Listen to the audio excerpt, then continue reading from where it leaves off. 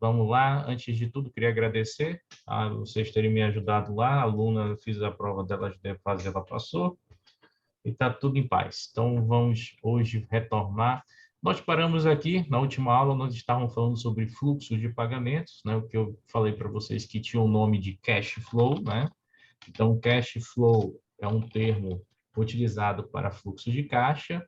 Aqui, nessa prova do CPA 20, é só teoria, mas na prova do CEA, vocês vão estudar vários tipos de cash flow, vocês vão estudar cash flow com pagamentos periódicos, vocês vão usar cash flow com pagamentos não periódicos, ou seja, períodos não constantes, pagamentos constantes. Vocês vão ter o cash flow americano lá do SAM, né, onde você paga os juros e só lá no final você vai pagar o empréstimo de uma vez só. Você vai ter aí também vai ver tabela price lá no CEA e também vai ver sistema de amortização constante, que é o SAC, que é utilizado para os financiamentos habitacionais aqui no Brasil, né?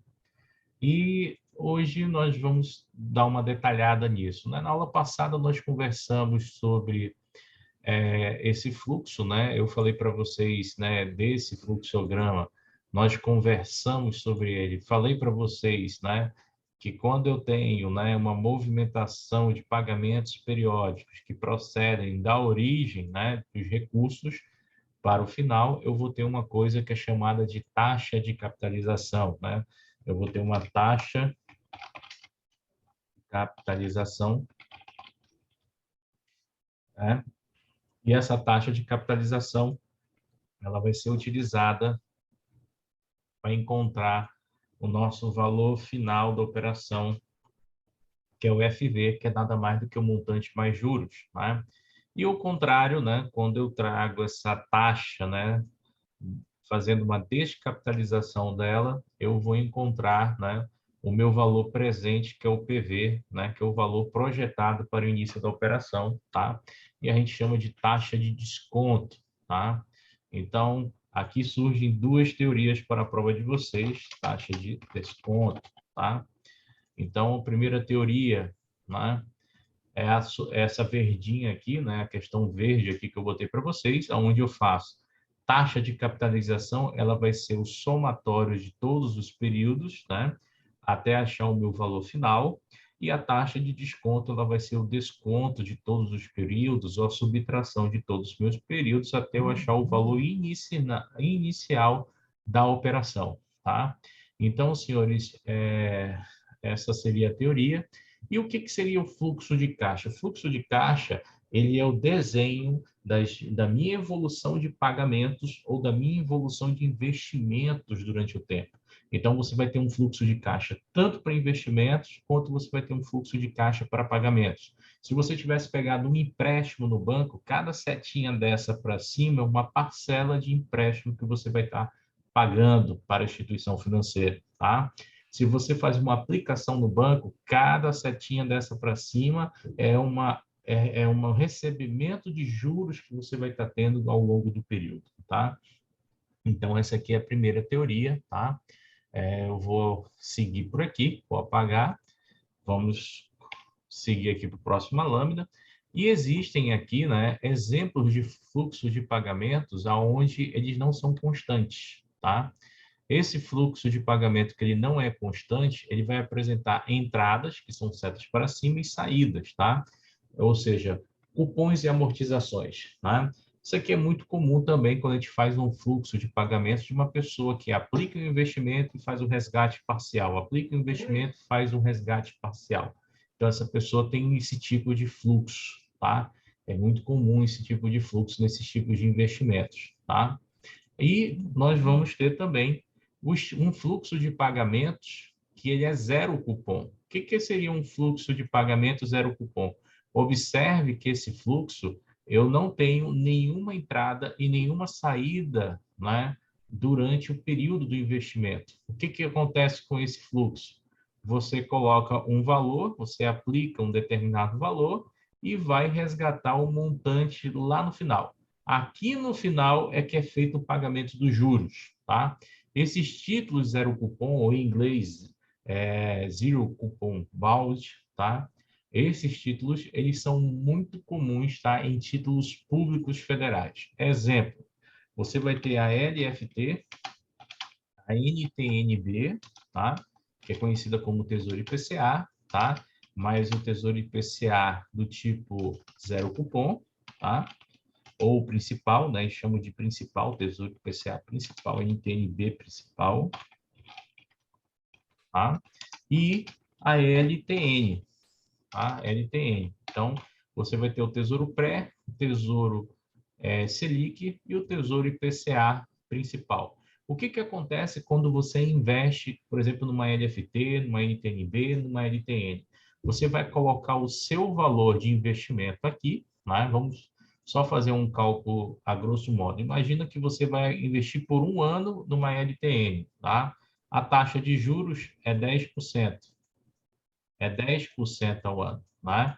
Você vai investir aqui R$ 1.000, né? R$ 1.000. Quanto que você vai ter aqui no final? Você vai ter 1.100, tá? Então, vai cair 1.100 na sua conta. Ou seja, você não vai receber nenhum juros, tá? Durante o período. Os juros, ele só vai vir lá no final, quando for feito o pagamento junto com o montante. Ou seja, os investidores que operam, que compram títulos públicos federais, o ativo fica lá. Você compra R$ 1.000, seu dinheiro vai ficar lá, parado. Tem corretora, tem banco, que vai ficar lá, milzão. Aí tu vai olhar assim, pô, no primeiro mês não rendeu nada, no segundo mês não rendeu nada, no terceiro mês não rendeu nada, no quarto mês não rendeu nada. Aí você vai estar desesperado, os investidores vão estar lá batendo na mesa, na tua mesa, quando tu for gerente, perturbando, te enchendo o saco.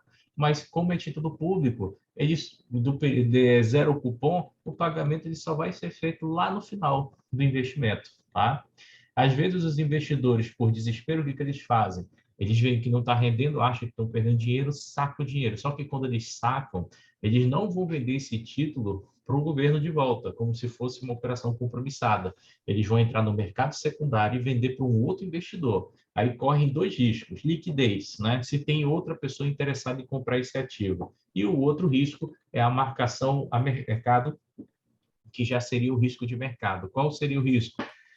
A pessoa tentar vender, né? E de repente alguém lá dizer não paga o teu preço, né? A pessoa ir lá e dizer eu pago um preço menor. Então o cara colocou, por exemplo, R$ 1.000, o cara quer resgatar esse título em 6 meses, né? E o vencimento é daqui a um ano, e o cara chega para ele, olha, eu só pago 900. Se você quiser, pega. Ou então paga 980 e você vai ter que assumir esse prejuízo para poder resgatar o restante do recurso. Por isso que eu digo para o pessoal que há como perder dinheiro na renda fixa, tá? Aqui é a primeira prova, só que eu falei aqui de uma maneira superficial. Lá no CEA a gente vai ver isso matematicamente, como é que funciona, tá? Alguma dúvida aí, senhores? Até agora? Não. Não? Então, vamos seguindo aqui o caso. Vamos lá. Vamos seguindo. E aí eu venho para uma coisa chamada prazo médio ou maturity, né? O que seria o prazo médio ou maturity?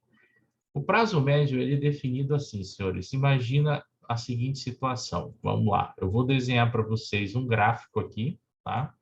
Que eu acho que fica mais fácil de vocês entenderem essa teoria assim. Imaginem que aqui embaixo eu tenho anos. Então, eu tenho aqui primeiro ano, segundo, terceiro, quarto, quinto, sexto, sétimo anos. São 7 anos aqui. Tá?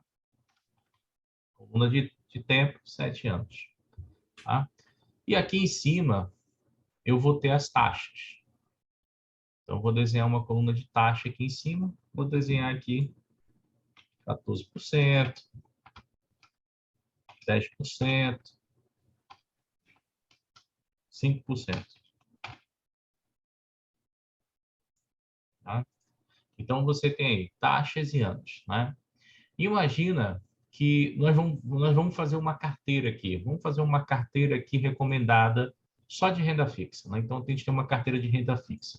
Eu vou botar um CDB aqui, pós-fixado, pós-fixado, CDI. Eu vou colocar aqui uma LTN, que é pré. Essa LTN é pré-fixada, tá? Eu vou colocar aqui uma NTNB, tá? E vou colocar aqui uma LFT, tá? Cada um investimento que a gente vai desenhar, tá? Então, imagina só.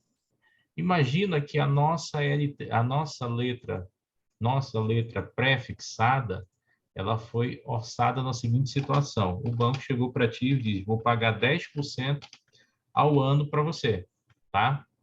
E essa LFT, ela vai ter vencimento de 5 anos. Então, olha só. Eu vou vir aqui, vou traçar uma reta aqui. Vou traçar uma reta, botar aqui em cima de 5 anos, tá? E eu vou colocar aqui para vocês a minha LFT, tá? Então, a minha LFT não, desculpa, minha LTN, tá? Então, a minha LTN, ela vai ser isso aqui, certo? Eu vou ter um CDB pós-fixado CDI, tá? E por ele ser pós-fixado, ele vai acompanhar uma taxa de juros. Qual é a taxa que tem variação, hein, gente? Da renda fixa que controla todas as outras taxas? Juros compostos? Hã? Taxa Selic? Taxa Selic. Alguém estava atenta à aula.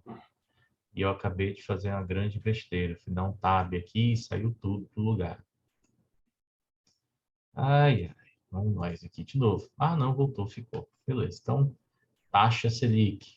Quem estava prestando atenção na aula, acertou. Então, vamos desenhar aqui a taxa Selic. Então, a taxa Selic ela vai fazer esse movimento aqui. Imagina que ela chegou a 14, depois ela foi caindo, ela foi oscilando, depois ela veio e foi embora, tá? Essa aqui vai ser a nossa Selic, né? Selic. Então, vai funcionar basicamente dessa forma, né? Se o investidor, né, ele tiver disposto, né, aqui nesse caso, nesses dois exemplos, se ele tiver interessado em manter a sua taxa de juros, tá, para longo prazo e não sofrer com a volatilidade de taxa, ele compra a LTN. Agora, se ele está afim de ter ganhos maiores, não quer comprometer o seu investimento, não quer ficar fixado em uma taxa, né? Não quer ficar preso em uma taxa, né?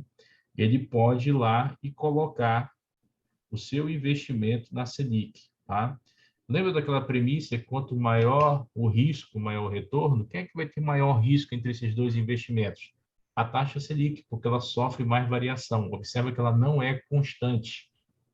Em momentos que ela cai, em momentos que ela sobe. Quem é a taxa que tem menor risco? A LTN. Ela é uma taxa constante, mas por ela ser constante, vai ter momentos em que ela vai render menos. Tá? O mercado vai pagar menos para ela. Tá? Então, quem assume mais risco ao longo do tempo ganha mais, tá? Então, nós vamos desenhar aqui a outra taxa também que sofre variação, que vai ser a nossa taxa aqui, a NTNB, né? Lembra que a NTN, quando a taxa Selic cai, ela sobe, né? E o movimento vai acontecendo, né, ao contrário, durante o passar do tempo, tá? Então, aqui a gente tem a nossa NTNB, NTNB, tá? E nós vamos ter, né, junto com a Selic aqui, quem acompanha a Selic, a LFT. Então, senhores, desenhei uma carteira para vocês de longo prazo, tá? Aonde a gente tem vários investimentos, tá? Observa o seguinte: qual foi o período em que o investidor sentiu menos o risco, ele sendo investidor de LTN?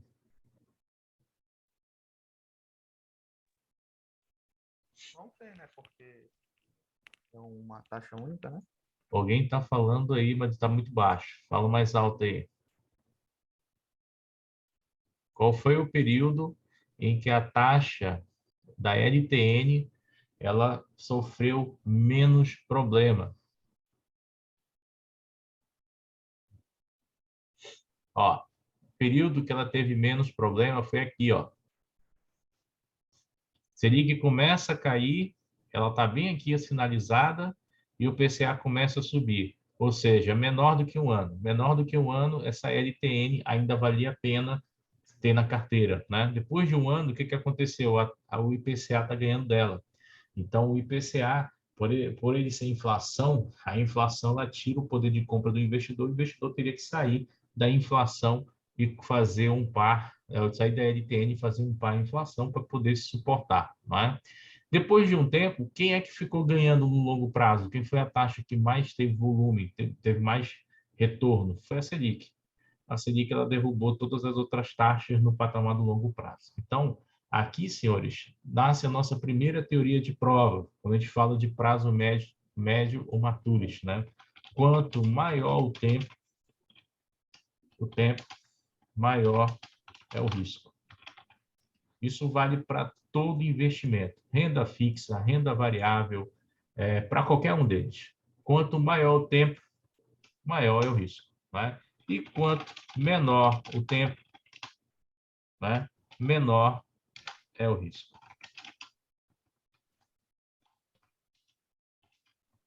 Tá? Quanto maior o tempo, maior é o risco. Quanto menor o tempo, menor é o risco. Então, você vai ter aí dois pontos, duas coisas que vocês vão precisar saber. Tá? Quanto mais anos se passarem, mais arriscado ficam os teus investimentos. Né? Todo mundo acompanha jornal, todo mundo viu as notícias internacionais hoje. O que está impactando essa semana nos mercados? Alguém sabe me dizer? A invasão da Rússia na Ucrânia, né? O cara andou seguindo lá o grupo da Finance. Bem-vindo, investidor.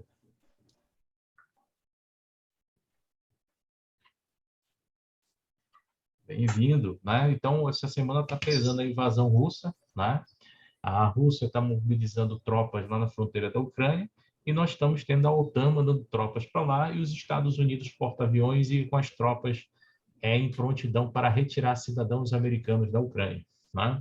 Em contrapartida, né, o Reino Unido já tirou seus embaixadores tanto da Ucrânia quanto de Moscou, e a Ucrânia, qualquer cidadão maior de 12 anos está com arma na mão, pronto para esperar uma invasão russa. Né? E para quem não estava esperando algo pior, no final da tarde, a China invade o espaço aéreo de Taiwan com 39 caças, né, de combate, né, também para ameaçar o país Taiwan. Né? A China ela não reconhece Taiwan como independente, nem Hong Kong. Para ela, ainda são deles. Tá? E, para piorar, essa semana a gente vai ter decisão da ata do FED, que pode aumentar a taxa de juros lá nos Estados Unidos pela primeira vez. Né? Aumentando a taxa de juros, vai aumentar a taxa de juros de todos os bancos centrais de países emergentes, incluindo o Brasil. E com isso, os títulos vão subir cada vez mais e os investimentos de renda variável vão cair. Né? Nós já experimentamos uma queda mundial. Hoje, todas as bolsas do mundo ficaram negativas. Todas, tá? Da Ásia até o Ocidente, tá? Do Oriente ao Ocidente, todas as bolsas ficaram negativas, não teve uma que ficasse de pé hoje, tá? E o Ibovespa também caiu. E a tendência é esse sufoco passar essa semana, tá? Então, senhores, tem muita coisa acontecendo além do Covid, tá? Então, isso aí, professor, eu estou na renda fixa, né? Então, eu estou na poupança, não tem risco de acontecer nada comigo. Tem, sim, senhor. Não existe investimento seguro. Até se você pegar seu investimento e colocar todo no colchão, ele vai perder para alguma coisa, tá? Então, quanto maior o tempo que o seu dinheiro passa, maior o risco. Quanto menor o tempo, menor o risco, tá? Então, toda carteira de investimento ela é constituída de um fundo de investimento, ela é pensada nisso, né? Todo gestor, todo administrador de fundo pensa dessa forma.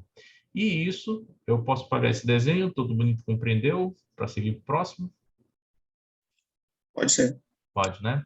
E isso vai continuando, senhores. Então, a gente vai ter aqui um outro exemplo, tá? Do que seria prazo médio maturity. Eu tenho aqui, por exemplo, uma carteira aqui, já com valores, né? Eu vou ter ali o prazo médio dessa carteira. Por exemplo, essa carteira aqui tem um CDB para 34 dias, um para 58, para 91, e eu vou descobrir que o prazo médio dela é de 75 dias. Isso é importante para um gestor, né, de um fundo saber a duration da carteira e também saber quais são períodos em que ele pode fazer saque e os períodos em que ele vai avisar para o gestor ou para o administrador que o fundo de investimento não vai poder sacar. Existem momentos que o administrador fecha o fundo de investimento para saque, para evitar com que todas as pessoas saquem ao mesmo tempo. Se todo mundo fosse no banco hoje, tirar seu dinheiro da conta, o banco tem dinheiro para pagar todo mundo? Não. Não. O banco ele trabalha com provisionamento, não tem grana para todo mundo. E se todo mundo tirasse o dinheiro dos investimentos hoje, dos fundos, das previdências, de tudo, ia ter grana para todo mundo? Também não, tá? Então, aonde você estiver, há risco, tá? E esse risco já aconteceu, tá? Principalmente quando há períodos de guerra, tá? Olha lá, prezados, né? Vamos lá, continuar aqui. Então, lá, o prazo médio Maturities determina o grau maior de exposição ao risco, né? De exposição ao risco da carteira. E isso foi o que eu falei para vocês. Quanto maior o prazo da carteira, mais arriscadas elas são, tá? Elas são mais voláteis, né? Pensem comigo, se você é um investidor que está querendo aumentar o seu capital durante o tempo, e você quer ganhar dinheiro, você vai investir por longo prazo em coisas conservadoras ou em coisas agressivas? Conservador a longo prazo, né? Negativo. Se você é um investidor que quer aumentar o seu capital e ganhar dinheiro ao longo do tempo, você vai arriscar o dinheiro. Você vai botar em coisas agressivas. Pensa comigo, quem é que ganha mais? É o cara que trabalha assalariado ou empresário? Empresário. Com certeza é empresário. Quem é que tem o maior risco? O assalariado ou o empresário? Empresário. O empresário, se ele quebrar, ele não tem FGTS, ele não tem fundo de garantia, ele não tem seguro, ele não tem nada. Quebrou, quebrou. Né? O funcionário não. Se ele quebrar, ele tem tudo de todos os direitos trabalhistas e ainda tem a possibilidade de arrumar outro emprego. E se o empresário só conhece aquele ramo e nunca trabalhou em nada, ele vai ter que começar do zero. Né?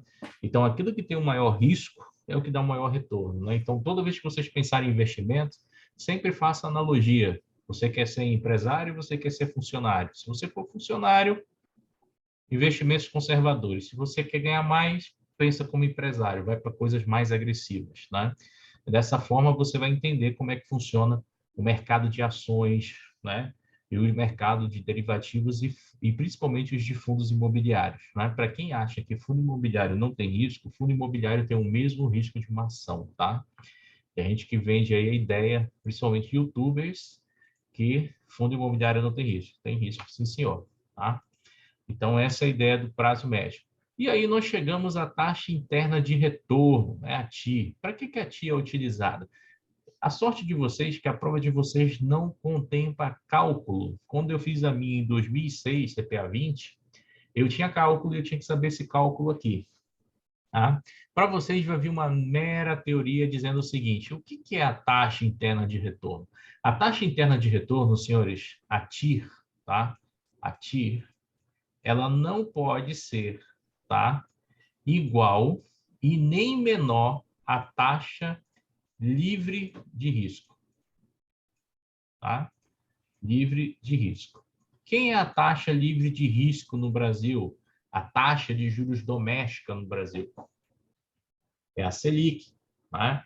Então, olha só, imagine uma ideia. Imagine que chega alguém com vocês lá no banco e diz assim, olha, James, você é meu gerente aqui, eu tenho 700 mil reais aqui, eu quero pegar 700 mil reais de empréstimo e eu quero abrir um negócio, tá? Com estimativa de faturamento de 240 mil no primeiro ano, 200 mil no segundo ano, 250 no terceiro e assim por diante, chegando no quinto ano, 500 mil. Aí você vai dizer para ele, eu vou emprestar o dinheiro. Negativo. Você vai dizer para ele, você já viu o custo de oportunidade de você investir nesse negócio? Tá? Então, ele vai ter que fazer todo o cálculo de custo de oportunidade, porque quando ele coloca aqui nesse ano, aqui no primeiro ano, que ele vai ganhar 240 mil, ele tem que levar em conta que ele vai comprar o terreno, ele vai construir a fábrica, ou então ele vai alugar, ou então ele vai comprar um imóvel já pronto, que ele vai comprar maquinário, que ele vai ter funcionário, vai ter gasto com luz, energia, compra de matéria-prima, tudo isso, ele vai ter que colocar dentro para poder saber se vai dar esses 240 mil. E no final, ele vai ter que calcular, né, a taxa interna de retorno. O resultado, né, desses ganhos projetados que ele vai ter, né, esses ganhos projetados, eles não podem ser inferior à taxa livre de risco. Hoje a Selic está quanto? Está 9,25% ao ano, tá? Ou seja, um cara que vai abrir um negócio, uma empresa, uma sorveteria, um salão de beleza, sei lá o quê, ele tem que pensar que o dinheiro dele na empresa, no negócio dele, tem que ganhar mais do que isso. Se não ganhar mais do que 9,25%, o projeto dele é inválido. Ou seja, é melhor ele deixar o dinheiro dele investido no banco, no CDB, que ele vai ganhar a taxa livre de risco e não vai perder dinheiro, né? Agora, se ele tirar o dinheiro do bolso, ele vai ter que correr o risco do mercado, né? Então, a taxa, a TI, ela me traz isso, ela me traz essa ideia. Então, quando vocês ouvirem esse termo TI no mercado, associe a taxa de retorno, tá? E lembrem-se, essa taxa ela tem que ser sempre maior que a taxa livre de risco, ou seja, ela tem que ser sempre maior do que a Selic. E sempre ela vai vir acompanhada de um custo de oportunidade, né? O que é um custo de oportunidade, né? Alguém já ouviu essa palavra, custo de oportunidade? Alguém sabe dizer o que é um custo de oportunidade? Não, primeira vez que eu vejo.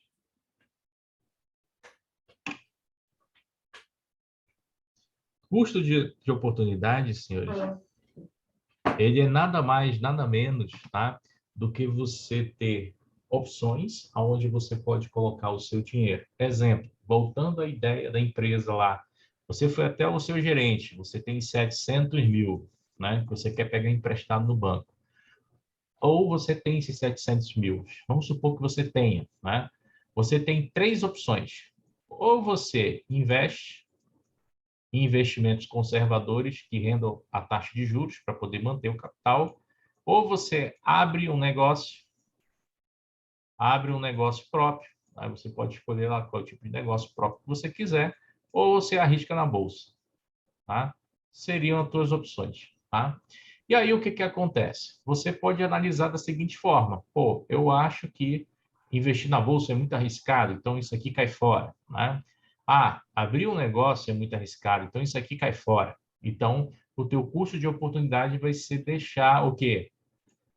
Vai deixar abrir mão de abrir um negócio, abrir mão de investir na bolsa e você vai optar em investir em renda fixa, tá?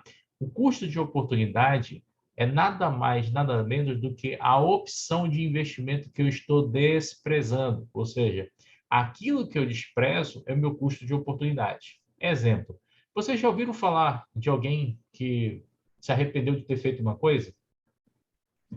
Sei lá, alguém tinha dinheiro na mão e aí ele disse, pô, eu emprestei o meu dinheiro para o meu irmão, se eu tivesse feito tal coisa, hoje teria me rendido tal coisa. Já ouviram essas histórias assim?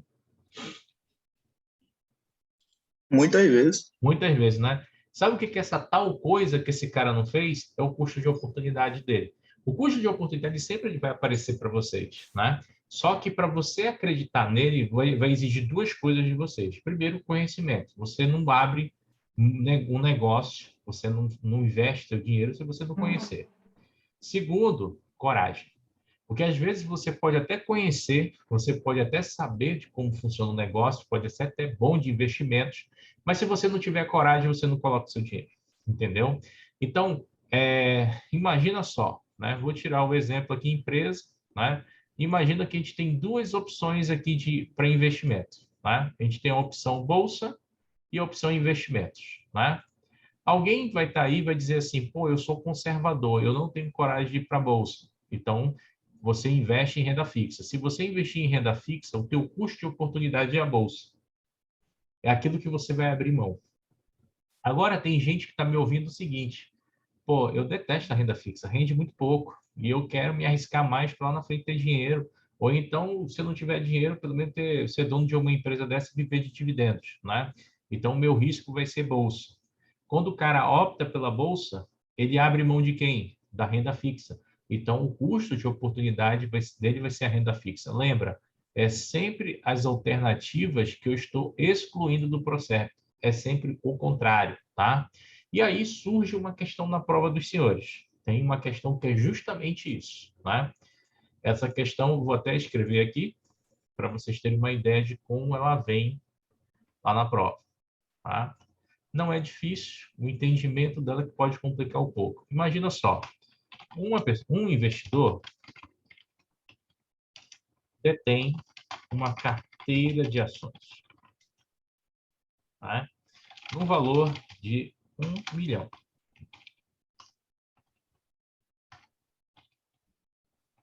1 milhão.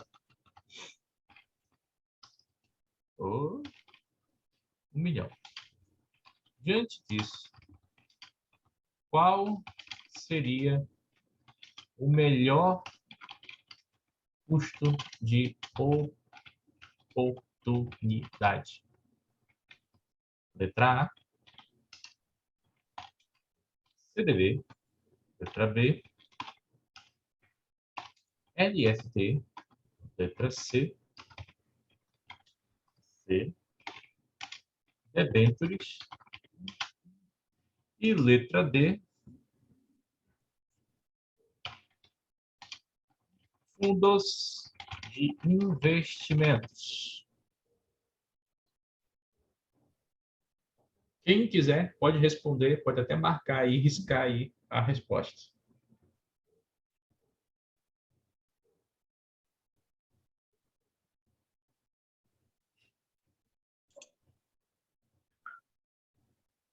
Cadê? Vai.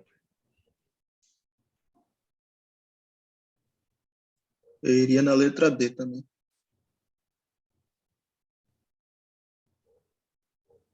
Letra B, né? D de dado, D de dado. D de dado. Já te respondo, se eu estou numa aula aqui, te respondo.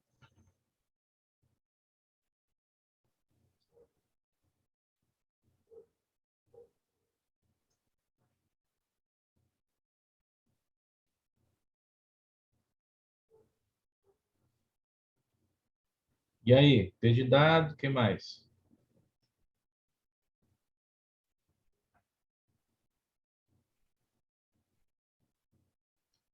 Só 2 alunos responderam aí, o resto está dormindo aí. Tá, vamos entender essa questão aqui. Vamos puxar ela para o lado aqui e vamos conversar sobre ela, tá? Então, olha só, senhores, vocês têm um investidor que detém uma carteira de ações. Como é que eu vou analisar uma questão dessa? Ah, a Maria respondeu aqui D, M2D. Tá, beleza. Vamos analisar essa questão. Como é que a gente vai responder ela? Em homenagem às meninas, vou pintar de rosa aqui. Então, imagina só. Vamos entender. Esse é um investidor que ele tem uma carteira de ações.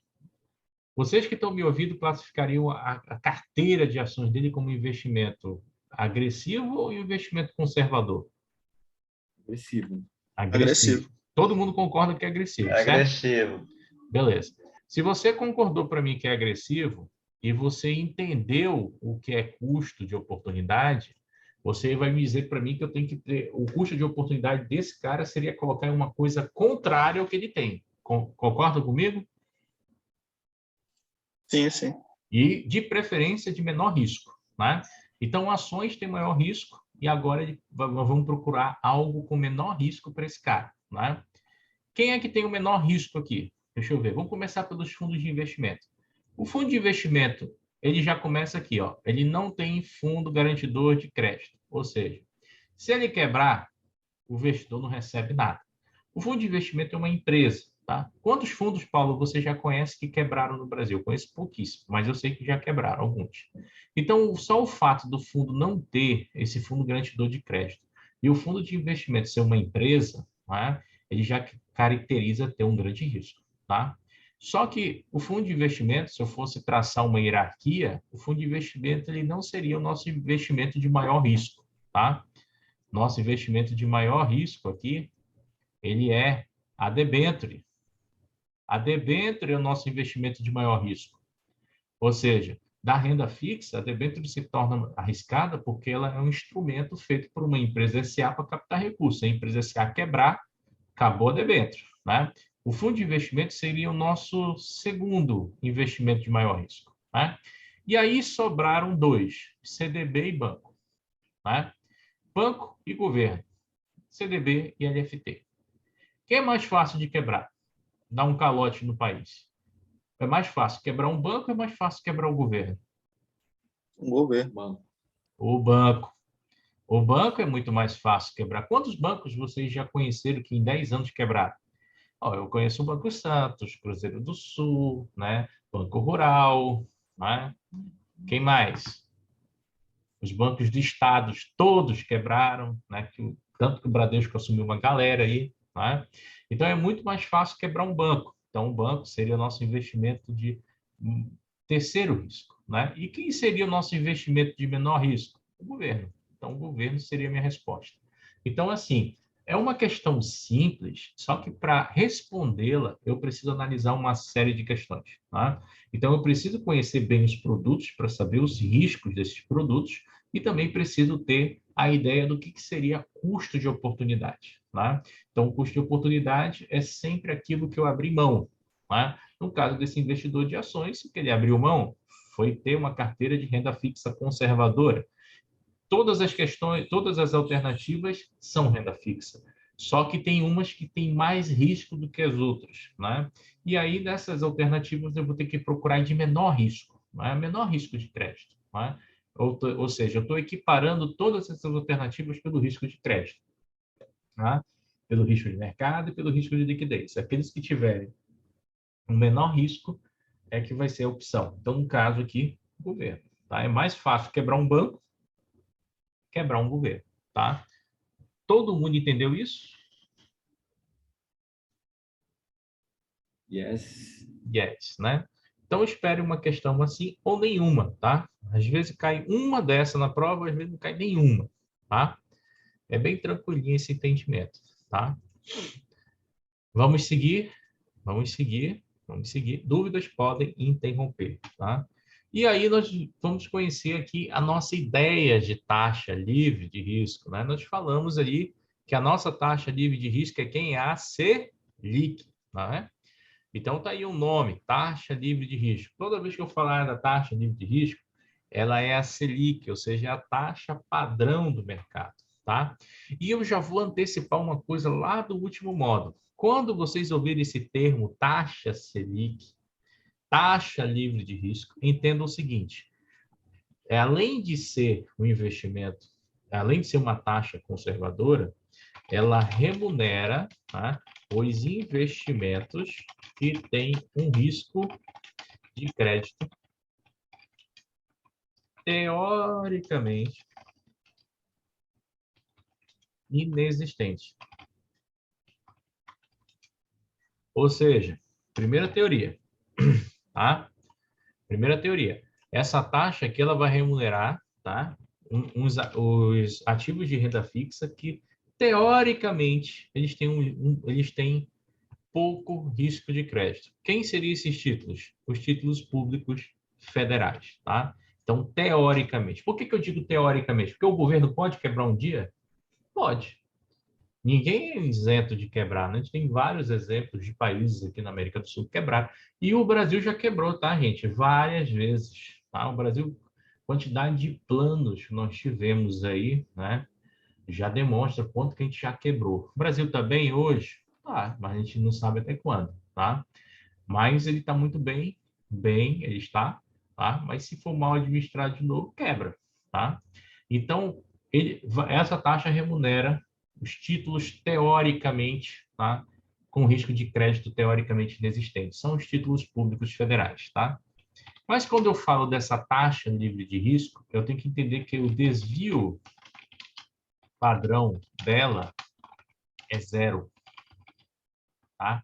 E o beta dela, o beta da taxa, o beta é igual a 1, tá? O que é o desvio padrão? O que é o beta, tá? Ambos, né? O desvio padrão e o beta são medidas de risco, tá? Só que o desvio padrão a gente chama de risco absoluto, tá? Uma medida de risco de mercado absoluto e o beta é uma medida de risco de mercado relativo. Ou seja, porque leva em consideração o benchmark de mercado. Então, a taxa Selic, para ela ser considerada uma taxa livre de risco, ela, na teoria, ela tem que ter o desvio padrão igual a zero, ou seja, ela tem que ter pouca variação, e o beta tem que ser igual a 1, ou seja, ela tem que refletir o risco do mercado. Quanto mais arriscado o mercado tiver, mais alta será a taxa Selic. Quanto menos arriscado o mercado tiver, mais baixa será a taxa Selic. Agora vocês entendem, é melhor ter a taxa de juros alta ou melhor ter a taxa de juros baixa?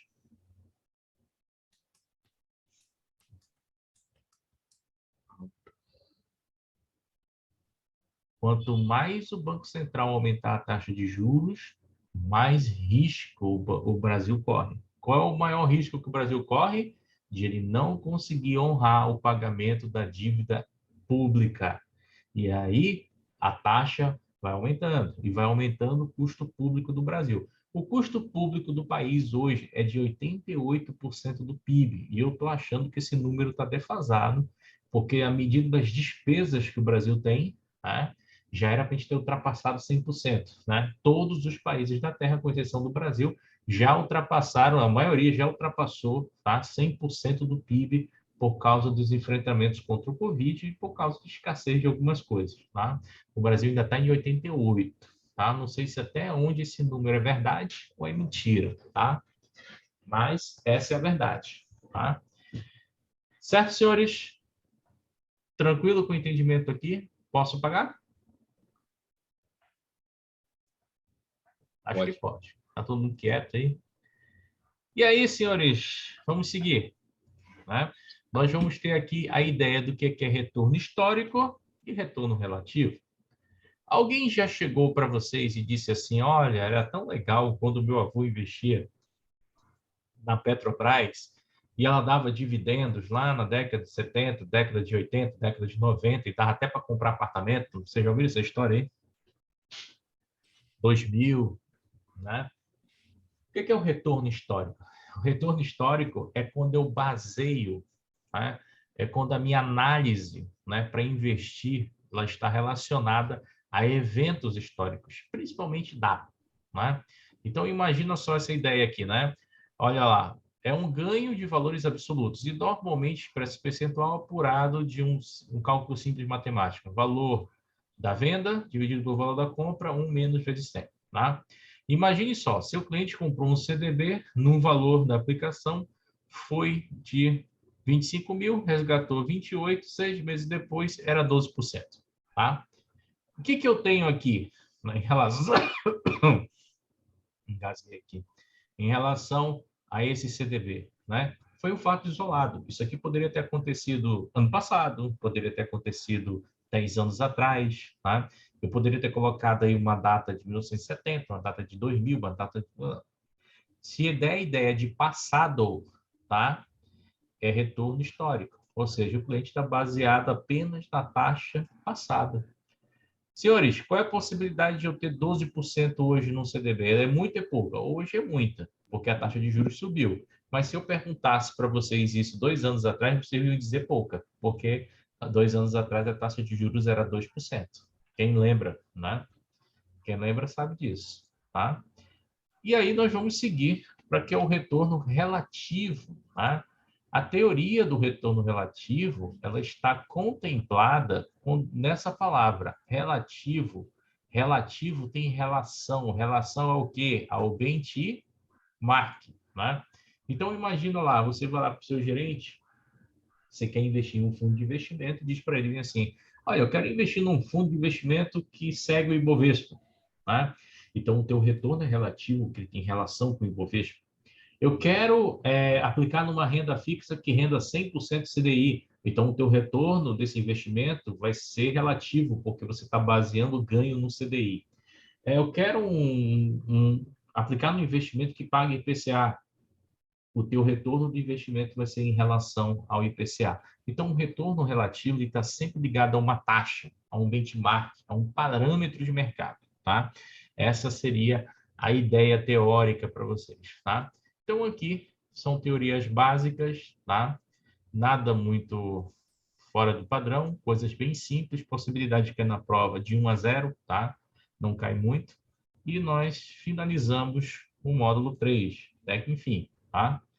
Nós vamos hoje conversar sobre o módulo 4, né? Vamos falar um pouquinho de investimento, sair um pouquinho desse negócio de a todo tempo na teoria, né? Essa parte chata de mercado, e vamos lá para a parte de investimento. Deixa eu só abrir aqui o SUS, CPA 20, apostila 2021, ação, e aí nós vamos para o módulo 4. Tá? Vamos falar um pouquinho sobre renda variável. Senhores, só para caso de informação, se vocês tiverem algum amigo, colega que queira fazer curso CPA 20 comigo, no mês de fevereiro eu não vou fazer, tá? No mês de fevereiro eu vou fazer ceia, tá? Depois do carnaval, mês de fevereiro eu vou ficar estudando, que eu quero tirar uma certificação internacional para fazer um registro lá nos Estados Unidos como profissional de mercado. Então, aí eu vou poder negociar ativos diretamente nos mercados globais. Chique, né? E aí, vou elevar o patamar da Finance, tá? A certificação, provavelmente, eu vá ministrar no futuro. O nome dela lá é Serial 7, tá? A prova é toda em inglês. O cara tem que ser bom em inglês para poder fazer. Rico ainda não sou em inglês. Se eu fosse rico, tu pode ter certeza que eu não ia estar dando aula para ti agora. Rico não, mas que eu tenho conta para caramba para pagar, eu tenho. Tá? 2 famílias para sustentar, a minha e a mamãe. Isso é o que motiva o cara todo dia. Tenho 2 famílias para sustentar, a minha e a mamãe. Mas é bom. E aí provavelmente eu faça isso, né? E como eu falei para vocês, eu estou contratando alunos interessados em trabalhar no mercado financeiro que tenham proatividades e tenham vontade de ser autônomos, né? Para entrar comigo na Finance, né? A Finance você entra como sócio, tá? Passa por um estágio probatório chamado sócio de serviço, você não tem direito a nada da sociedade, e se você gostar mesmo da história e levar a sério, depois de 1 ano eu mudo o contrato, você passa a ser sócio, eu te dou uma cota da Finance, né? Então, já tem 4 alunos lá comigo já. Vamos lá, continuar crescendo. Vamos lá. Então, hoje a gente vai descobrir aqui o que é instrumentos de renda variável. Esse módulo é importantíssimo. Esse módulo que nós vamos estudar, que é renda variável, derivativos e renda fixa, ele cai de 17% a 25% para a prova de vocês, tá? Aqui é onde os alunos mais reprovam, tá? E não é coisa difícil, tá? É besteira, tá? Às vezes é falta de atenção. Por isso que eu digo para os senhores, se vocês forem fazer essa prova, conselho de professor, não vão fazer essa prova como se fosse a última coisa da vida de vocês, como se fosse aquilo que vocês estão fazendo de forma obrigada, ou então é aquilo, ai meu Deus, é mais uma coisa, não faço. Porque se você for com esse pensamento, a tua mente ela vai bloquear para os assuntos, ela vai bloquear para a leitura e para a interpretação da prova. Quando você for fazer essa prova, eu quero que você pense que isso aqui vai ser a possibilidade de você mudar de vida. De que forma? Você pode mudar de vida crescendo profissionalmente ou aprendendo a investir. E aprendendo a investir, você aprende a guardar direito o seu dinheiro, tá? Porque o que acontece? Eu vejo muitos alunos meus bancários que ganham muito bem e gastam dinheiro com leseira, tá? E depois que o banco dá o pé na bunda, aí sai com uma mão na frente, uma mão atrás, porque nunca o cara fez nenhuma previdência para ele para guardar dinheiro, tá? Então, guardem dinheiro, tá? Aprendam isso, tá? Então, aprendam, tá? Se você tem dificuldade de guardar dinheiro, tá? Vou colocar de novo a Finance Academy aqui, tá? À mercê de vocês, tá? Tem vários alunos meus que têm conta comigo, tá? E outra, não precisa de muito dinheiro para investir. Quem inventou isso aí foi pessoas que não estavam a fim de lhe atender, tá? Tem investimento a partir de R$10 no mercado, tá? A partir de R$6 tu consegue investir no mercado. E hoje ninguém paga Pix, ou paga TED, tudo é Pix. Então, nem a taxa de transferência tu paga. Então, comece a pensar no futuro de vocês. Teve um dia, meu primeiro salário, não me esqueço, eu ganhava R$ 250, foi meu estágio. Eu tinha 19 anos, tá? Depois disso, eu passei a ganhar 400, tá? Ainda tinha que estudar, fazer faculdade, fazer verdade, tem um conta, só falta aumentar de verdade. Então, você vai crescendo na vida, ninguém fica rico da noite para o dia, tá? A gente diz assim, Paulo, tu é rico, né? Eu queria ser que nem tu. Então vai lá, mano. Acorda às 6 horas da manhã, às vezes nem dorme de madrugada, que tem que ficar lendo notícia, fazer resumão para mandar para os investidores, analisar gráfico e dar aula para aluno. O cara já desiste, só quando começa a falar que tem que dar aula para aluno, tá? Então, senhores, aproveitem enquanto vocês são jovens, né? Porque depois que a gente fica velho, fica uma droga, né? Hoje eu estou tendo uma dificuldade, mas ela foi sanada pela época que eu fiquei de Covid, né? Se eu não tivesse recursos guardados, eu estava bem lascado, né? Não estou ainda tão bem, mas graças a Deus, financeiramente, a gente está começando a se equilibrar. Mas se eu não tivesse guardado recursos, eu poderia até ao ponto de não existir mais nem Finance Academy, tá? Porque as coisas, imagina, lockdown, fechando pandemia, quebrando todo mundo podendo parar. Imagina você ter que sustentar uma empresa sem ver lucro, né? Sem poder receber cliente, tá? Foda. Vamos lá, senhores. Então, vamos aqui começar o nosso estudo, tá? E a primeira coisa que eu quero trazer para vocês é o seguinte. Vocês sabem a diferença entre renda variável e renda fixa? Vocês sabem a diferença entre renda variável e renda fixa? Não. Ó, aqui, ó. Eu não sei. Pensa comigo de uma forma simples. Para você entender renda variável. Imagina que você comprou uma casa. Você acabou de comprar uma casa. A casa custa 250 mil. Aí você pensou em comprar essa casa com a seguinte finalidade. Pô, eu vou comprar uma casa lá em Iranduba. Manaus não cresce, só cresce para a Zona Leste. Manaus só cresce para a Zona Norte. Manaus cresce para muito longe. Mas eu vou comprar uma ali logo depois da ponte. 15 minutos eu estou no centro, né?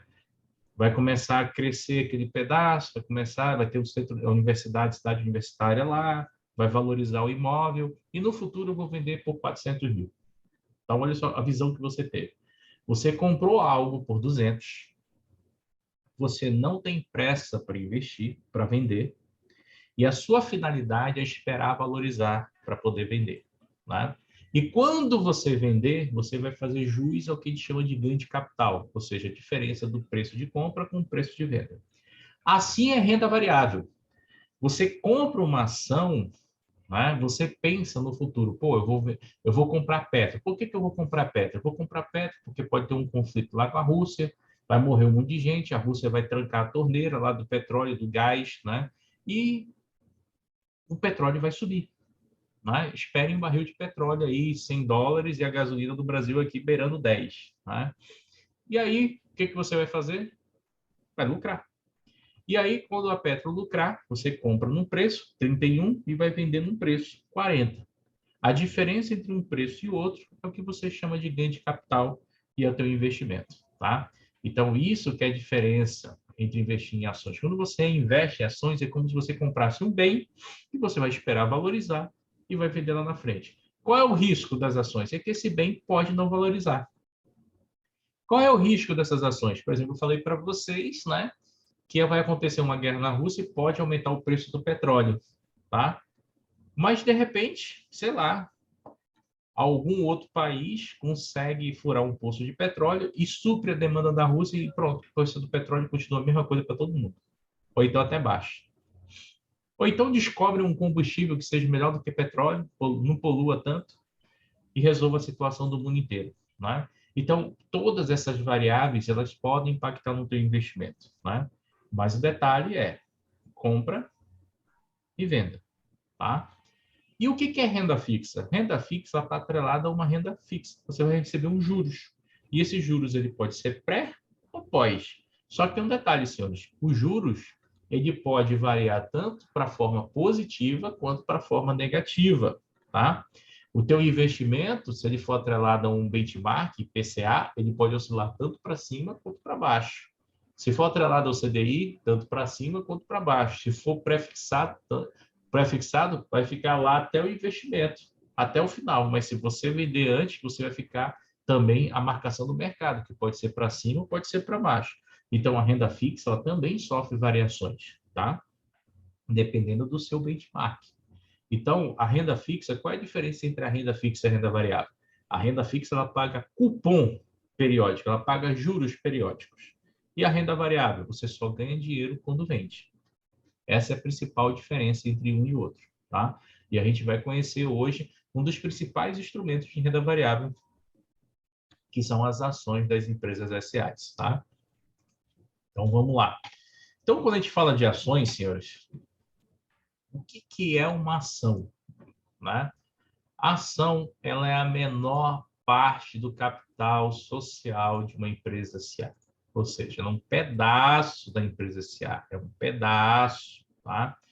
Você pode comprar uma única ação e você já é acionista. Você pode comprar 2, 3, 4, 5, mas é um pedaço da empresa. Ah, Paulo, eu não tenho dinheiro para comprar 100 ações de Petrobras, mas eu tenho dinheiro para comprar uma. Eu sou acionista? Sim. Quanto é que é uma ação da Petrobras? R$ 31 hoje. Se vocês tivessem comprado alguns, na minha recomendação de novembro, vocês tinham comprado por R$ 26, tá?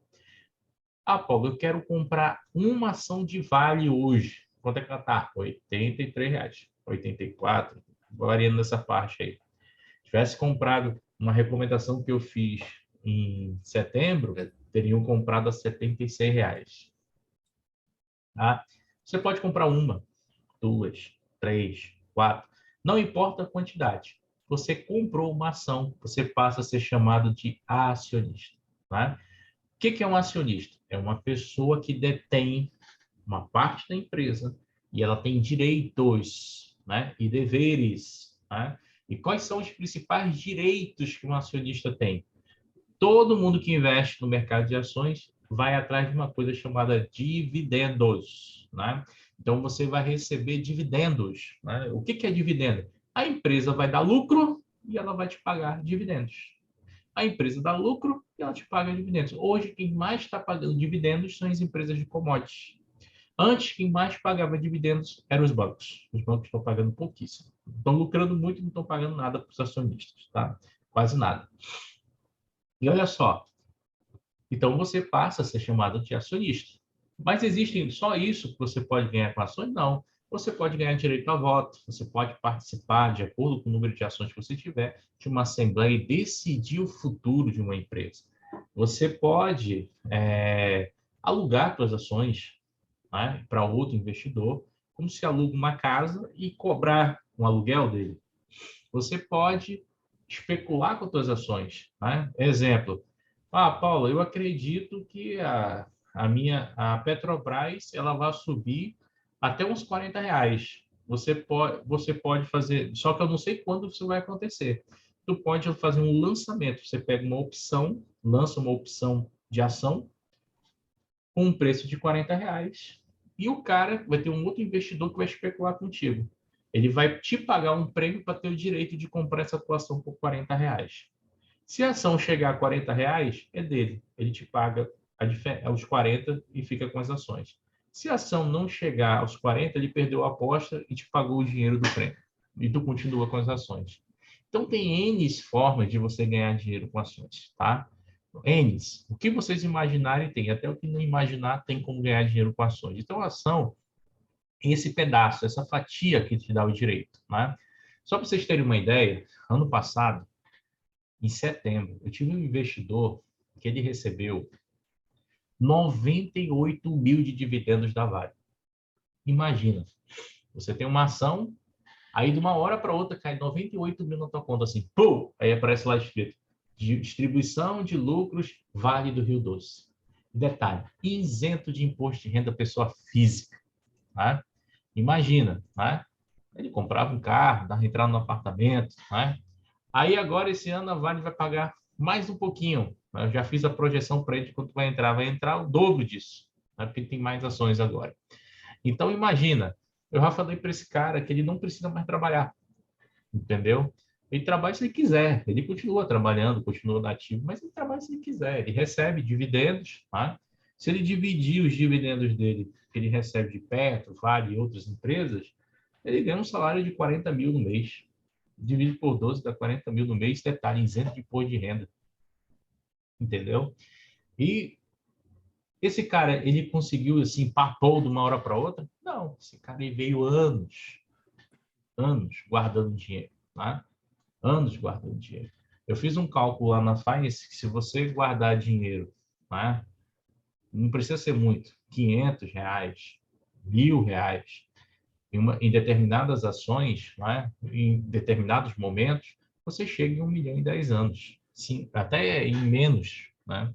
Dependendo do caso. Na renda fixa, em 20 anos, você consegue 1 milhão, tá? Com título público.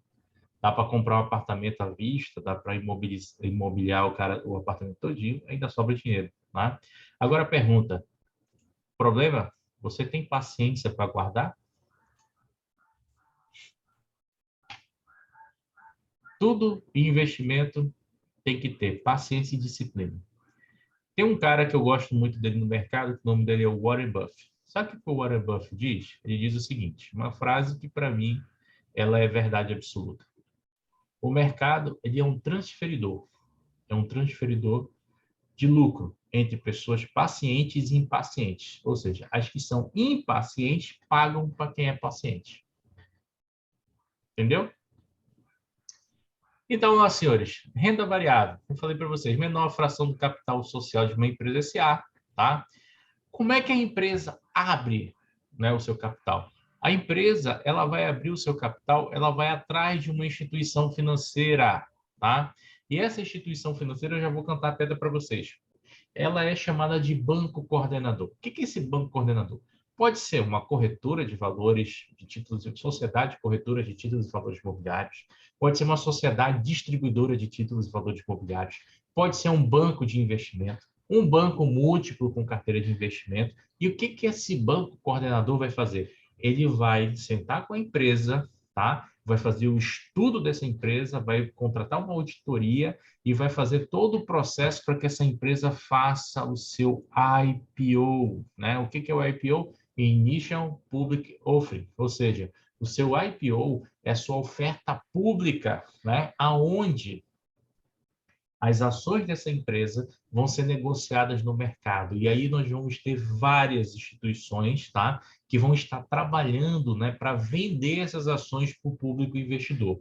E você pode ser um deles, né? Você pode comprar a quantidade que você quiser participando de um leilão desse. É legal participar de leilão de IPO. Já participei de muitos, já mandei vários para vários investidores. E aí o que você faz com isso? Você participa desse leilão, compra ação, passa a ser chamado de acionista, e na hora que você compra ação, né, que a empresa distribui, ela vai receber o quê? Dinheiro, né? A empresa lá abre o seu capital para fazer financiamento, ela chama os investidores para ser sócio, investirem no negócio, para ela pegar o dinheiro e fazer suas expansões, seu crescimento, para ela poder operar cada vez maior no mercado, né? Então, essa é a ideia, né, da empresa SA, tá? E a empresa SA, ela pode dividir esse recurso em dois tipos de ações. Ela pode dividir em ações ordinárias e ações preferenciais. O que é uma ação ordinária, Paulo? É uma ação que ela dá direito a voto, tá? Então, se você estiver na Bolsa de Valores e estiver lá negociando, e você vê isso aqui, por exemplo, Petro 3, né? Ou você vê lá MGLU 3, MGLU3. Você vê lá, BBCD4, né? BBDC4, BBDC4, DC4. Se você, ou DC3, desculpa. Se você vê lá, sei lá, BBAS3, se você vê lá B3SA3, B3SA3, o que é isso, Paulo? Isso aqui são códigos de ações, todos são códigos de ações, né?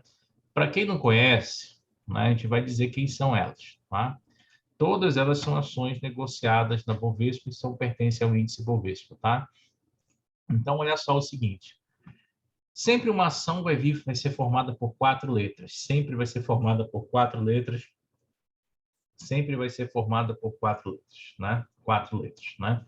A primeira ação é Petrobras, segunda é Magazine Luiza, terceira Banco Brasileiro de Descontos. Quem é esse Banco Brasileiro de Descontos? Tudo de Bra. É o Bradesco, tá? É o primeiro nome do Bradesco, banco teve de Bradesco, tá? A gente tem aqui Banco do Brasil, BBAS3, tem B3SA3, que é a ação da Bolsa de Valores. B3, né? Bolsa Brasil Balcão, tá? Big Brother da Bolsa, né? E aí, quando uma ação ela termina com o código 3, toda ação que termina com o código 3, ela é uma ação do tipo ordinário, tá? Toda ação que terminar com o código 3, ela é uma ação do tipo ordinária, tá? Mas eu não tenho só esses tipos de ações, tá? Eu vou ter outras ações. Vou ter, por exemplo, BBDC4. Eu vou ter aqui, por exemplo, deixa eu ver outra aqui, Itube 4. Eu vou ter aqui Sambi 4. Eu vou ter aqui Itaesa, Itai 4. Acho que é assim. Itae, Taza. Bota Não Nubank lembro. aí. Nubank não tem ações. Eu só falo de coisa que presta, tá? Com licença. Ips. Nubank não tem ações aqui na bolsa, na bolsa americana. Tá? Mas mesmo assim eu não ia investir, não. Tem banco demais na bunda. SB4, deixa eu ver o que mais. Deixa eu ver aqui. Então bota o Inter aí. Bota o Inter aí, então. Não, chega de banco. Eu gosto de coisa que presta, mano. SESB, né? SESB 6. O que mais? Opel. Bom, chega de ações. Porra de Banco Inter. Aí, olha lá. Então, aqui. Você tem aqui ações que terminam, tá? Com o código 4, né? Todas as preferenciais,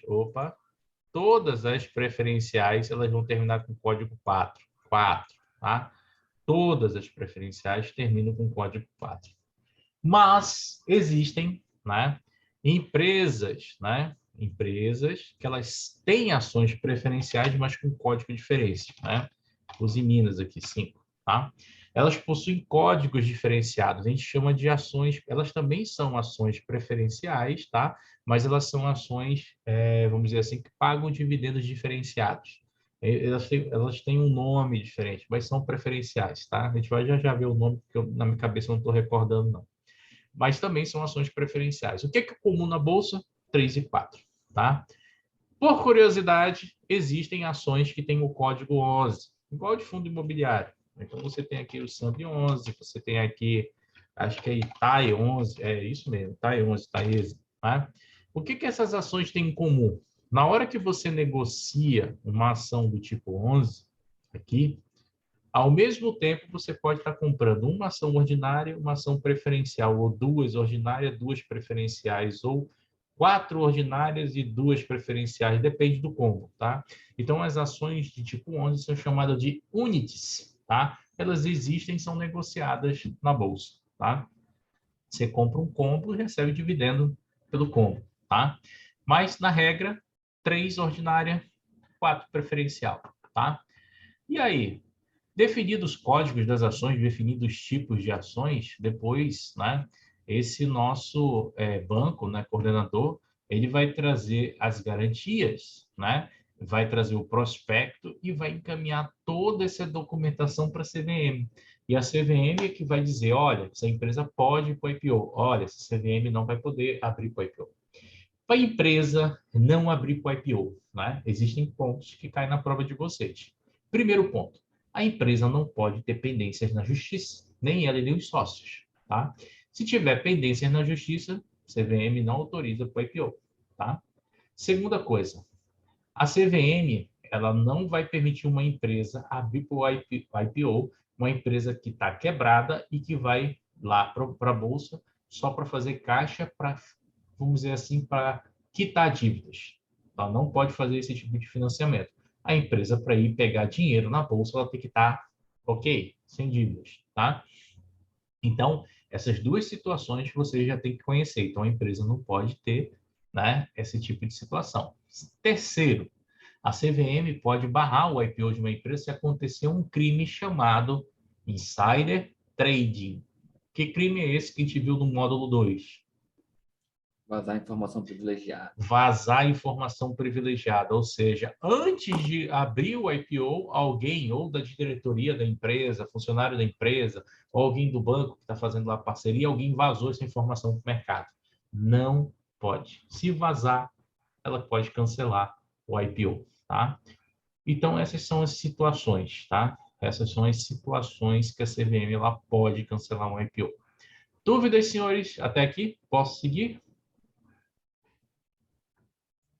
Vou entender o silêncio como sim, tá? Pode, professor.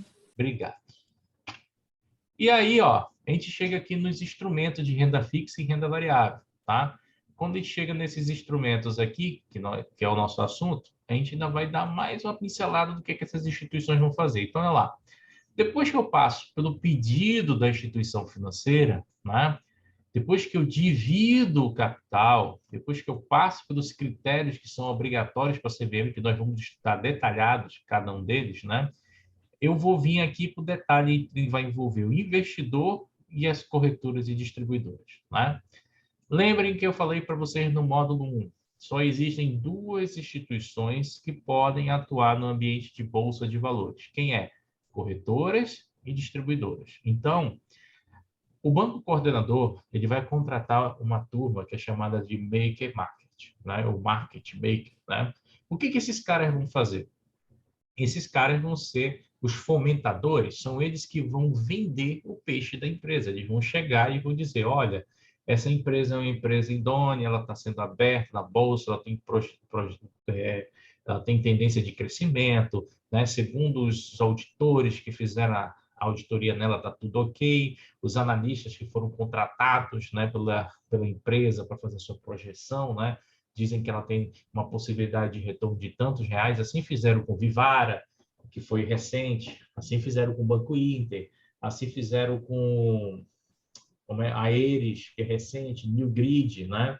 Assim fizeram com o grupo Soma, Mateus, que é um grupo de uma rede de supermercados. Assim fizeram com a Açaí e com outras, né? Então, eles vão fazer toda essa análise e vão chegar para o investidor. Investidor, você quer comprar essa empresa? Aí o investidor, eu quero. Onde eu busco mais informação? Aí a corretora, o assessor de investimento, né? Aqui vai estar o AI, né? Ele vai entrar em contato com você e vai dizer, olha, eu não posso tecer nenhuma informação acerca da empresa. Toda informação que eu vou lhe prestar, ela tem que ela está escrita no prospecto. Aí o AI vai entregar o prospecto. O prospecto é o documento mais importante de uma oferta pública de ações, porque lá vai estar dizendo tudo sobre a empresa, tá? E por isso que quando a gente fala dessa oferta, os profissionais do mercado que estão envolvidos em vender, negociar ou realização da oferta em si, ou custódia, liquidação, eles não podem falar nada, tá? Se o cara, não interessa se ele é AI, se ele é gerente de banco, se ele é diretor de banco, se ele é CNPI, CFP, todos os I que vocês conhecerem aí, ele não vai poder falar nada, porque a regra é clara. Tanto vale para a CVM, quanto vale para a SEC, que é a CVM lá nos Estados Unidos, como vale para qualquer outra instituição que seja uma instituição de fiscalizadora de títulos e valores imobiliários, tá? É a oferta pública, todas as informações estão restritas ao prospecto. Por que isso? Tá? Lembra que eu falei para vocês que existe um princípio ético que eu não posso induzir o meu cliente? Lembra que eu falei para vocês? Qual era esse princípio ético? Lá no módulo 2. Era o princípio da integridade. Eu não posso induzir o meu cliente, não é? O meu cliente, eu posso falar das características do produto, posso falar para ele das características da oferta, das condições da oferta, mas eu não posso dizer para ele, compra porque eu acho legal, compra porque eu vou comprar, compra porque fulano de tal comprou não sei quantos. Não posso fazer isso, porque a oferta, ela é pública, né? E toda a informação da oferta pública, ela tem que ser disponibilizada em domínio público. Então, por isso que nenhum profissional, né, pode fazer esse tipo de situação. Se fizer a CVM ouvir, o profissional é punido da instituição que ele trabalha também, né? Então, o cara pode ser, por exemplo, perder a certificação dele, né? O AI, por exemplo, ele deixa de ser AI, ele nunca mais vai poder atuar no mercado, né? Isso pode acontecer, ou ele paga uma multa, tá? Ou seja, eu não posso induzir meu cliente, o cliente tem que ler, né? Por isso que eu digo para meus clientes, quando eles vão participar de oferta pública, eu leio para eles, né, as características que estão no próprio prospecto e falo que estão no prospecto, porque o cliente ele tem que entender quais são os riscos, tá? Porque tem cliente que ele é complicado. Por exemplo, se você falar para ele bem assim, olha, não tem risco, é uma empresa boa, ele vai entender que ele pode comprar à vontade e que ele vai ganhar dinheiro logo, logo, logo, né? Aí, de repente, sabe o que acontece? O cara caceta o dedo, compra aí, sei lá, 5 milhões de ações de uma empresa que acabou de fazer IPO, né? Aí, 3 dias depois que a empresa sai do leilão, o papel caiu 30%. Quem é que ele vai culpar? Você. Né? Então, por isso que ele tem que ler os regulamentos, documentos, para tirar suas próprias conclusões. Né? E as ordens? Como é que são enviadas as ordens? Elas são emitidas por home broker. Né? A corretora disponibiliza o home broker, que é uma ferramenta web, onde você pode fazer, né, as suas ordens de compra e venda de papéis, tá? Mas as ordens de IPO, elas são feitas na intranet da corretora, tá? E o dinheiro captado, como falei para vocês, vai todinho para a empresa, tá? Essa é a vantagem do IPO. O IPO é benéfico para a empresa SA. Ela só vai ser benéfico depois para o investidor, quando a empresa começar a crescer e ter lucro, né? Imagina, você está comprando um apartamento na planta. A tua intenção é comprar esse apartamento e vender com valorização. Na planta, você corre o risco da construtora quebrar, seu imóvel miar. Você corre o risco do apartamento ficar pronto, ficar cheio de problemas e também não dar em nada. Você corre o risco, né, de ficar pronto e não chegar no preço que você quer e desvalorizar, tá? Então, são coisas que você só vai ver com o tempo. Eu acho engraçado que as pessoas investem em imóveis dessa forma, que tem muito mais risco e tem medo de investir no mercado de ações, né? Aí eu, às vezes, fico pensando, tá? Então, depois que a gente passa dessa etapa, a gente vem para a etapa investidor. O investidor ele é dono agora, né? E ele vai passar a ter direitos, né? De receber o quê? Dividendos. Pô, já pensou cair um dinheiro de 3 em 3 meses na tua conta? De graça. De graça não, a empresa trabalhou por isso, mas você não vai pagar imposto nenhum. Dividendos, né? Os dividendos. Tem empresas que pagam de 3 em 3 meses. Quem? Petro, os bancos, todos os bancos pagam de 3 em 3 meses. Por que eu não falo do Banco Inter? Porque não paga, não dá dividendo. Por que eu não falo do Nubank? Porque não paga. Eu gosto de coisa que pague. Se não pagar, não invisto. Tem alguém aí que é fã do Nubank aí, né? O tal de Alexandre. Então, Então, zoando, porque ah, Nubank para mim também não é banco, não. Nem Nubank, nem Banco Inter, isso é tudo Miguel. minhas contas sempre ficaram dos bancos tradicionais até hoje. Isso é tudo Eu não Miguel. vou pagar. Eu não vou pagar extrato. Mano, detalhe.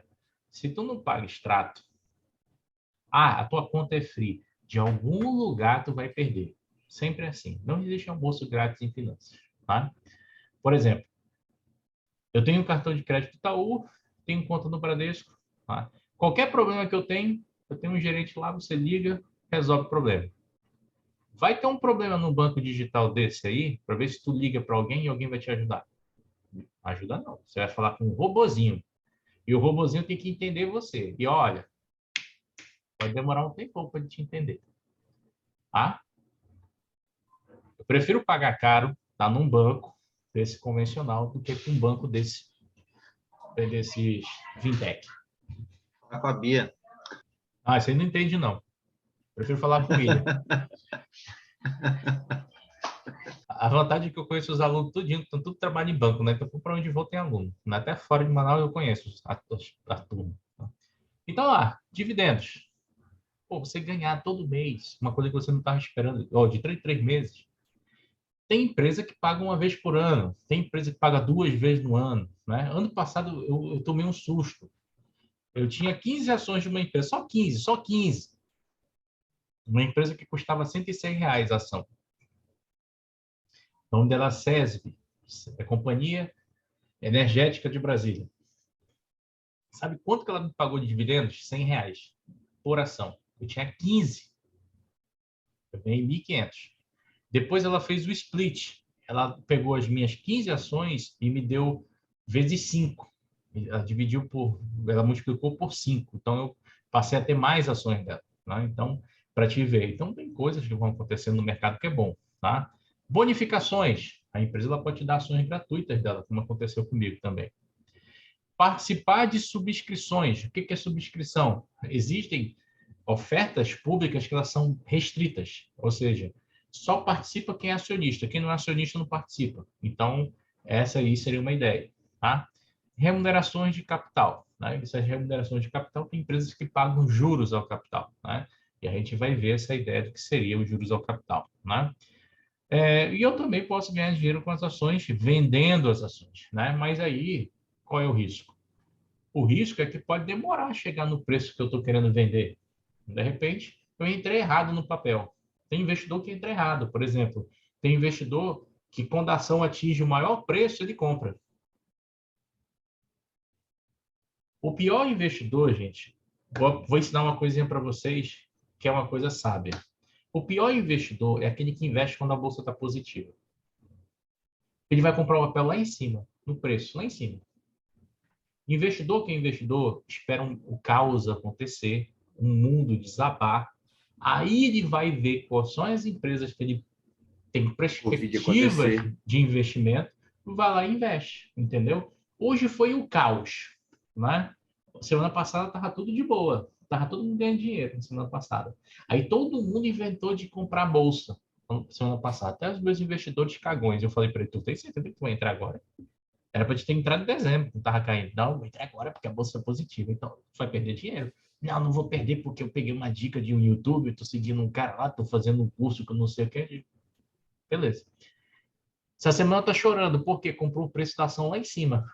Tá, mas existe uma solução para o investidor que comprou errado? Existe. Qual é? Você continuar comprando. Porque quando você continua comprando as ações, existe uma coisa que chama-se preço médio. Esse preço médio vai caindo ao ponto, né, daquela tua ação, aquela compra que tu fez errada, ela praticamente não ser anulada, tá? Então tem essas coisas, né? Só quem vai te ensinar isso é o assessor no dia a dia, né? Então essa é a ideia. William, a mesma forma que cliente não ouve gerente, ele não ouve assessor, né? Então praticamente não mudou nada. Então vamos lá. Vamos seguir. Saímos daqui. Vamos lá para o nosso conteúdo. E aí, olha só, né? O que mais coisa o investidor tem direito? O investidor vai ter direito a isso aqui, ó. Informações. Então, toda informação relativa a uma empresa SA, ela tem que ser pública, né? Por isso que eu não posso ter informações privilegiadas, senão eu vou correr no crime de insider trade. Tudo vai ter que ser aberto para o mundo, para o mercado. Todo mundo tem que saber o que acontece dentro dessa empresa. Aonde são divulgadas as informações? No site da Bolsa de Valores. No próprio site da empresa, ela tem lá. Você quer saber tudo sobre a Vale? Quando vai ter assembleia? Quanto ela vai pagar de dividendo? Quem são os maiores acionistas? O que está acontecendo com a Vale? Acesse o site da Vale, está escrito lá, Relações com Investidores. Você quer saber tudo sobre o Bradesco? Quem são os maiores acionistas? Quando é que vai ser as assembleias, quanto que ele vai pagar dividendo? Tem um site lá chamado assim, lá no site do Bradesco, Relações com Investidores. Você quer saber tudo que a Magazine Luiza quer fazer esse ano?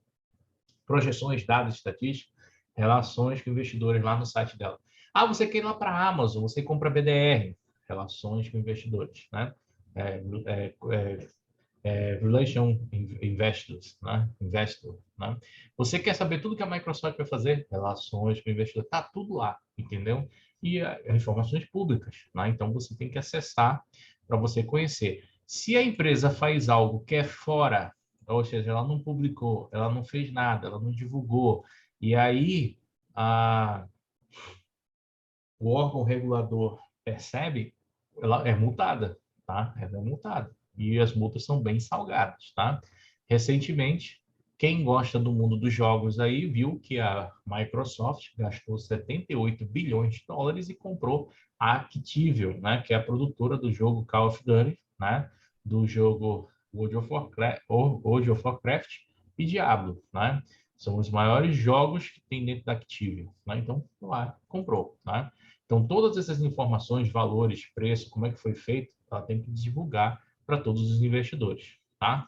Então, a gente vai chegando aqui na ideia, como eu falei para vocês, toda ação ordinária tem direito a voto, tá? Mas aí, você pode me perguntar, professor, a ação preferencial, ela tem direito a voto? E aí, o que vocês acham? Alguém já deve ter estudado alguma coisa, deve saber alguma coisa. Ação preferencial tem direito a voto?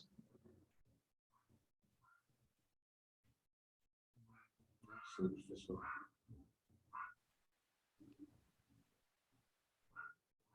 Hã? Eu acho que só as ordinárias mesmo, né? E olha só, vocês vão pegar aí material de CPA que vai dizer assim, só quem tem direito a voto são as ações ordinárias. E a preferencial tem direito a receber o dividendo. Vai pegar material e professor, né? A ideia é o seguinte, a ação ordinária, ela tem direito de voto, mas a ação preferencial, em casos específicos que são aprovados por lei ou por estatuto social da empresa, ela pode ter direito a voto. Exemplo, se a empresa passar 3 anos consecutivos dando prejuízo, o acionista preferencial ele passa a ter direito a voto. Em casos de endividamento do patrimônio da empresa, se for muito alto, o acionista preferencial pode ter direito a voto de acordo com o estatuto, tá? Então, a ação preferencial ela pode ter direito a voto, tá? Sobre algumas circunstâncias. Então, tem que tomar cuidado na hora que for marcar na prova. A prova vai colocar assim, sempre, somente o acionista ordinário, aí você tem que dar uma olhada nas outras alternativas e ver se você não vai cair em pegadinha. Preferencial para a prova de vocês, pode votar em caso a empresa passe 3 anos consecutivos sem dar lucro, tá? Mas qual é a diferença entre o acionista preferencial e o acionista ordinário? Tá? O preferencial, ele tem preferência sobre os dividendos. Então, quem é que recebe primeiro o dividendo? Preferencial. Em caso de falência da empresa, quem é que vai receber primeiro o restante? Preferencial. O preferencial, ele recebe até 10%, né, a mais de dividendos que os acionistas ordinários, tá? Ele recebe 10% a mais de dividendos que os acionistas ordinários, tá? E aí, o que acontece? Por que o pessoal gosta muito das ações preferenciais? Porque como elas pagam 10% a mais, elas são mais voláteis. E aí permite com que as pessoas, principalmente os investidores um pouco mais agressivos, fiquem fazendo day trade ou swing trade nas ações, porque elas têm mais volatilidade do que as ações ordinárias, tá? Guardem isso aqui para a prova, tá? As ações preferenciais pagam 10% a mais de dividendos, tá? Sobre as ações ordinárias, tá? Tranquilos? Vamos seguindo, tá? Vamos seguindo. E aí, ó, como eu falei para vocês, né? A companhia ela pode, né, abrir ações ordinárias, né? Abrir ações ordinárias ou abrir ações preferenciais, né? Pode, tá? Existem empresas que elas abrem o capital na bolsa sem as ações preferenciais, somente com ações ordinárias. Isso a gente vai aprender aqui no curso da CPA 20 também, que pode. Como eu falei para vocês, está aqui o nome, esqueci, ações de classe. Existem ações preferenciais que são de classe, por exemplo, o número 5, número 6 e assim por diante. Antigamente, a Vale ela tinha uma ação de classe. Vale 5, existia a Vale 3, a Vale 4 e a Vale 5. Hoje só existe a Vale 3, né? Mas hoje quem é que pegou esse papel? Por exemplo, a gente tem a Uzi Minas. A Uzi Minas tem a Uzi 3, a Uzi 4 e a Uzi 5, tá? Essas ações aqui são ações preferenciais, tá? São tipos de ações, tá? Tranquilo? Então, vamos lá, vamos seguir. Vamos seguir. E as ações preferenciais, como eu falei para vocês, de um modo geral, não possui direito a voto. Mas, caso a empresa dê 3 anos consecutivos de prejuízo, vai ter, tá? E todas as características, como eu falei para vocês, da emissão da oferta estão no prospecto. Então, olha só, uma coisinha que a gente vai ver daqui a pouco a gente vai ver no prospecto, que o prospecto vai trazer a quantidade que vai ser ofertada, as instituições que vão participar, a gente vai conhecer cada uma delas, tá? A gente vai saber os canais de distribuição, né? Todos eles. Vamos saber as condições de rateio, né? Se pode ter rateio ou não. A gente vai saber se vai ter book building, tá? O que seriam canais de distribuição, tá? Canais de distribuição é quem são as instituições que vão estar vendendo para os investidores lá ou oferecendo para os investidores no leilão, né? O leilão da ação. Quem são as condições de rateio? Por exemplo, pode ter ações de empresas SAs, né? Que no prospecto preveja a questão do rateio, porque a demanda do leilão foi tão grande que todo mundo vai ter que sair do leilão com alguma ação. Então, vai ter uma questão de rateio. E existe o book building, né? Todo mundo que já participou de um IPO antes vai observar que quando a empresa ela abre lá a oferta, ela coloca um book. Exemplo, a Caixa Econômica Seguradora, quando abriu ano passado, ela colocou um book, ela colocou lá um preço, né? Se eu não me engano, de R$ 5 a R$ 10, né? E aí os investidores poderiam dar ordem entre 5 a R$ 10, lógico, né? Dentro do book, aqueles que deram, vamos dizer assim, a margem onde ficou com a maior quantidade de pessoas dando ordem, né, ganhou dinheiro. E, na realidade, qual foi a margem? Parece que foi R$ 5, quase R$ 100, né? Foi onde mais pessoas deram ordem. Então, teve gente que comprou muito caro no leilão e teve gente que comprou muito barato. Os que compraram a margem foi nível de 6, 5 e pouco. E aí, o que acontece? Quando sai o pregão, o primeiro pregão, já tem logo os investidores que vão já sair em prejuízo, né, quando vai ser negociado pela primeira vez, e já tem investidor que já sai no lucro e já pode realizar a sua operação. Então, tem muito investidor que eles compram as ações, né, ficam caçando o IPO, compram em grande quantidade essas ações e eles ficam sem o período de lockout, né, ou seja, sem o período onde tem carência, né, que eles têm que ficar com a ação. Eles entram para ficar sem carência e aí vende a ação no momento em que ela for negociada pela primeira vez na bolsa, já com lucro, né? Porque se a ação ela for muito procurada, como foi a Caixa Econômica, ela explode logo no início da bolsa, sobe 30%, 40% um dia, né? Ou 10%, né? Depende do papel. Então, o book building é um mecanismo, né, de preço, para determinar o preço da ação. Depois que fecha o período do leilão, as corretoras vão divulgar qual foi o preço dessa oferta. Elas vão divulgar lá para o investidor ter uma ideia de como funciona. Tá? Tranquilo, senhores? Vamos apagar aqui. Vamos seguir. Isso aqui é uma ideia de book que eu botei para vocês aqui, tá? Do lado. Isso aqui é para vocês terem uma ideia como é que fica, né? Do lado aqui a gente tem comprador, e do outro lado a gente tem vendedor, tá? E aqui você vai ter as corretoras, né? Toda vez que você vê o nome de uma corretora dessa aqui, não é o nome da corretora, não é a corretora que está comprando.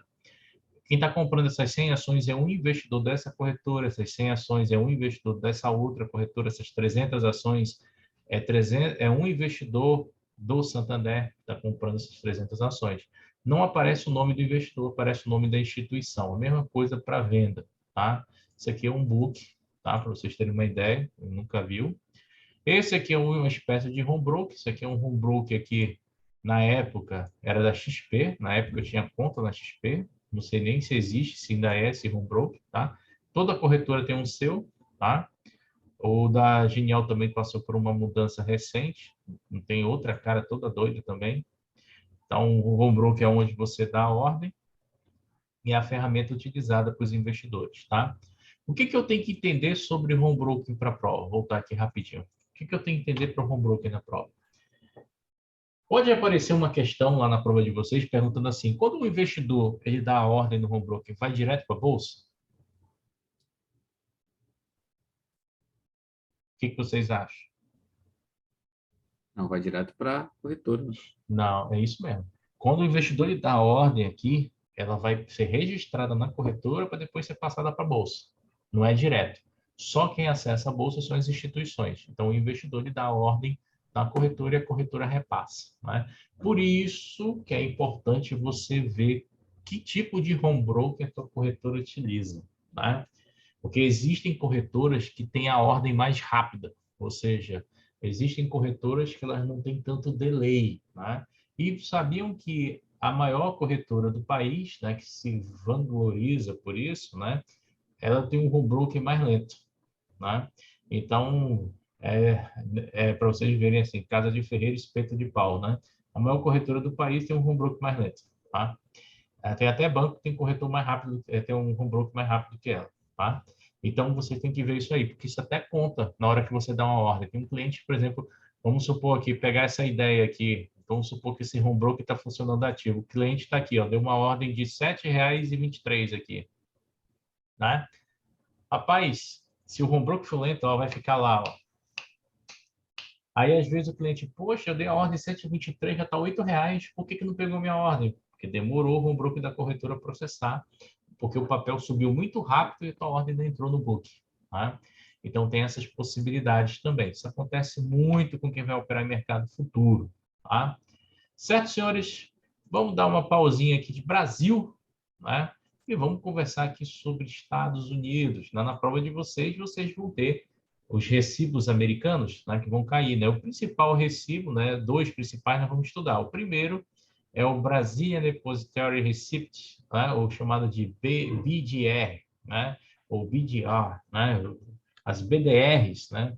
As BDRs elas são regulamentadas aqui pela CVM, pela resolução, né, 3332 e 480, né. O que é a BDR? A BDR é um mecanismo que possibilita você, investidor aqui do Brasil, acessar o mercado americano sem abrir conta em corretora lá e comprar uma ação de uma empresa americana.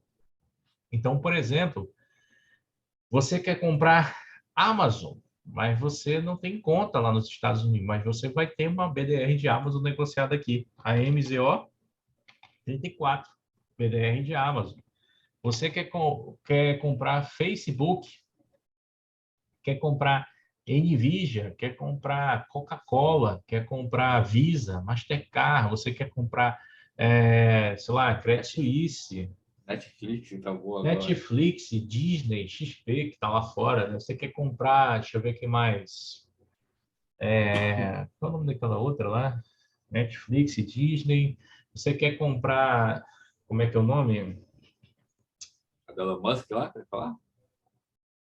A Tesla, né? Você quer comprar Tesla, você quer comprar, sei lá, qualquer empresa americana lá, lembra? Que no mercado brasileiro tem 486 empresas, lá no mercado americano tem mais de 5.000, né? Então, algumas delas têm BDR aqui no Brasil. E você pode comprar, tá? Você compra BDR que são negociadas aqui no nosso mercado, tá? Por instituição autorizada do Brasil, e vai ter um recibo de ação. De acordo com a quantidade de recibos, essas empresas vão te pagar dividendos. Existem empresas americanas que pagam dividendos e empresas americanas que não pagam, tá? É muito comum as empresas americanas não pagarem dividendos, tá? E aí você investe, tá? Tem a opção de você comprar direto na Bolsa Americana, mas pelos impostos, né, é mais interessante o cara comprar a partir de $1.000, né, para poder valer a pena esse investimento dele, tirando os impostos, tá? Mas você tem a opção de comprar. Então, o que é o BDR? BDR é um recibo que permite investidores aqui da Bolsa Brasileira, da B3, comprarem ações na Bolsa Americana. São recibos de depósitos em ações, tá? Não são ações propriamente em si, tá? E existe, né, também o seu irmãozinho. Quem? Não. Primeiro tem as regras aqui da BDR, né, que a gente vai precisar saber, mas essas regras aqui eu vou conversar só por alto com vocês, porque isso aqui vai cair de uma outra forma para vocês, tá? Isso aqui cai mais no CEA, tá? Então, dá só uma olhada, porque o que vai interessar para a gente é aprender o nível 1, nível 2 do novo mercado, lá no Instituto Brasileiro de governança corporativa. Mas nós temos a ideia aqui. BDR patrocinado. O que é um BDR patrocinado? Tá? Existem dois tipos de BDR. Existe um BDR que é patrocinado e um não patrocinado. O não patrocinado, qualquer instituição aqui no Brasil pode negociar. Qualquer corretora, qualquer distribuidor. E o BDR patrocinado? Não. Só pode negociar aquela instituição que tem o patrocínio dele. Tá? Então, se for patrocinado, as suas ordens vão ser em mercado de balcão. Tá? Não precisa de registro na CVM e tem que ser negociado por uma instituição. Antigamente, até dia 21 de outubro de 2021, tá? Só quem comprava BDR eram investidores qualificados e profissionais. Hoje, no Brasil, qualquer investidor pode comprar BDR. Então, isso aqui não tem mais, tá? Qualquer investidor pode comprar BDR. Deixei aí só a nível de histórico. Então, desde o dia 21 de outubro, tá? E aqui, quando eu tenho aqui BDR nível 2, o que pode ser? Ele vai ser negociado direto em bolsa de valores, tá? Então, esse aqui são os BDRs que a gente tem na B3, nível 2 e nível 3, tá? Esse BDR nível 1, ele pode ser até negociado por banco de investimento, porque ele não precisa passar por bolsa, tá? Precisa de registro na CVM, negociado por uma instituição. Quando eu tenho um BDR de nível 2, eu não faço captação aqui no Brasil, ou seja, a empresa americana que vinha, por exemplo, Microsoft, ela quer fazer um IPO, ela pode fazer esse IPO aqui no Brasil? Não, não pode fazer IPO para captar aqui no Brasil. Se ela for nível 3, ela pode captar recursos aqui no Brasil? Ela pode fazer um IPO, a CVM autoriza e ela pode fazer essa ideia, tá? Tranquilo, senhores? Então, o BDR, ele permite com que o brasileiro tenha acesso às ações americanas, não é? De uma forma facilitada, sem você ter que ir lá nos Estados Unidos pagar tanto imposto, converter o teu real para dólar, jogar o dinheiro para lá, abrir uma conta lá nos Estados Unidos, mandar a documentação para lá. E quando você faz lucro lá, paga o imposto de lá, e ainda tem, quando você traz o dinheiro para o Brasil, ainda paga um imposto na volta. Ou seja, você paga um imposto mais caro se você for investir direto lá do que você investir por BDR. BDR você só paga 15% se eu fizer ganhos, né, no mês, né, mas 15% se for operações de swing trade, day trade 20%, tá? Se você for investir lá fora, passa de 20%, tá? O imposto que você paga.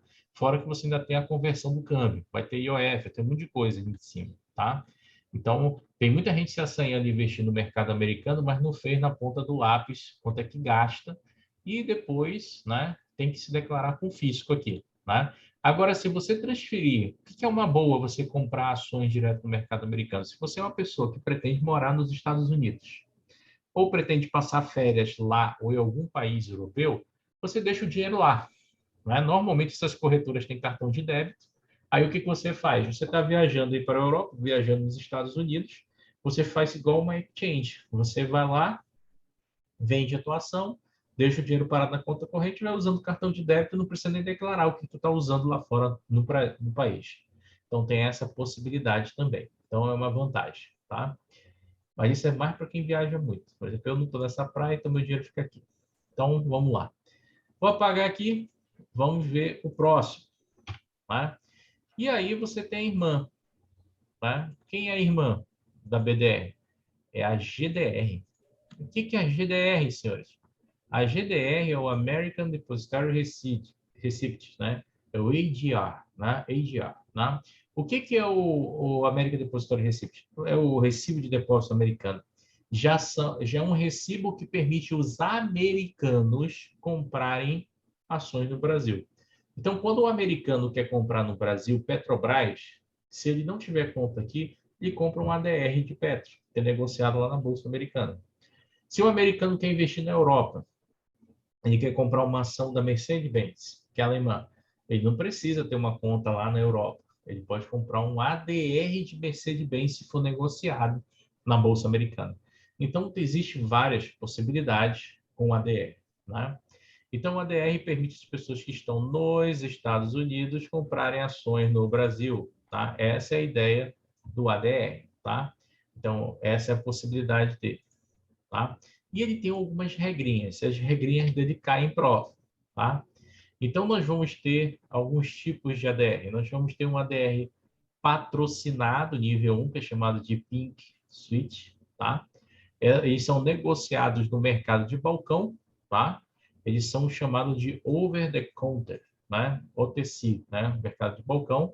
E eles são para investidores institucionais qualificados. São grandes investidores, tá? Que compram, tá? Normalmente, esses investidores institucionais podem ser fundos de investimento, fundos de pensão, previdência, bancos, né?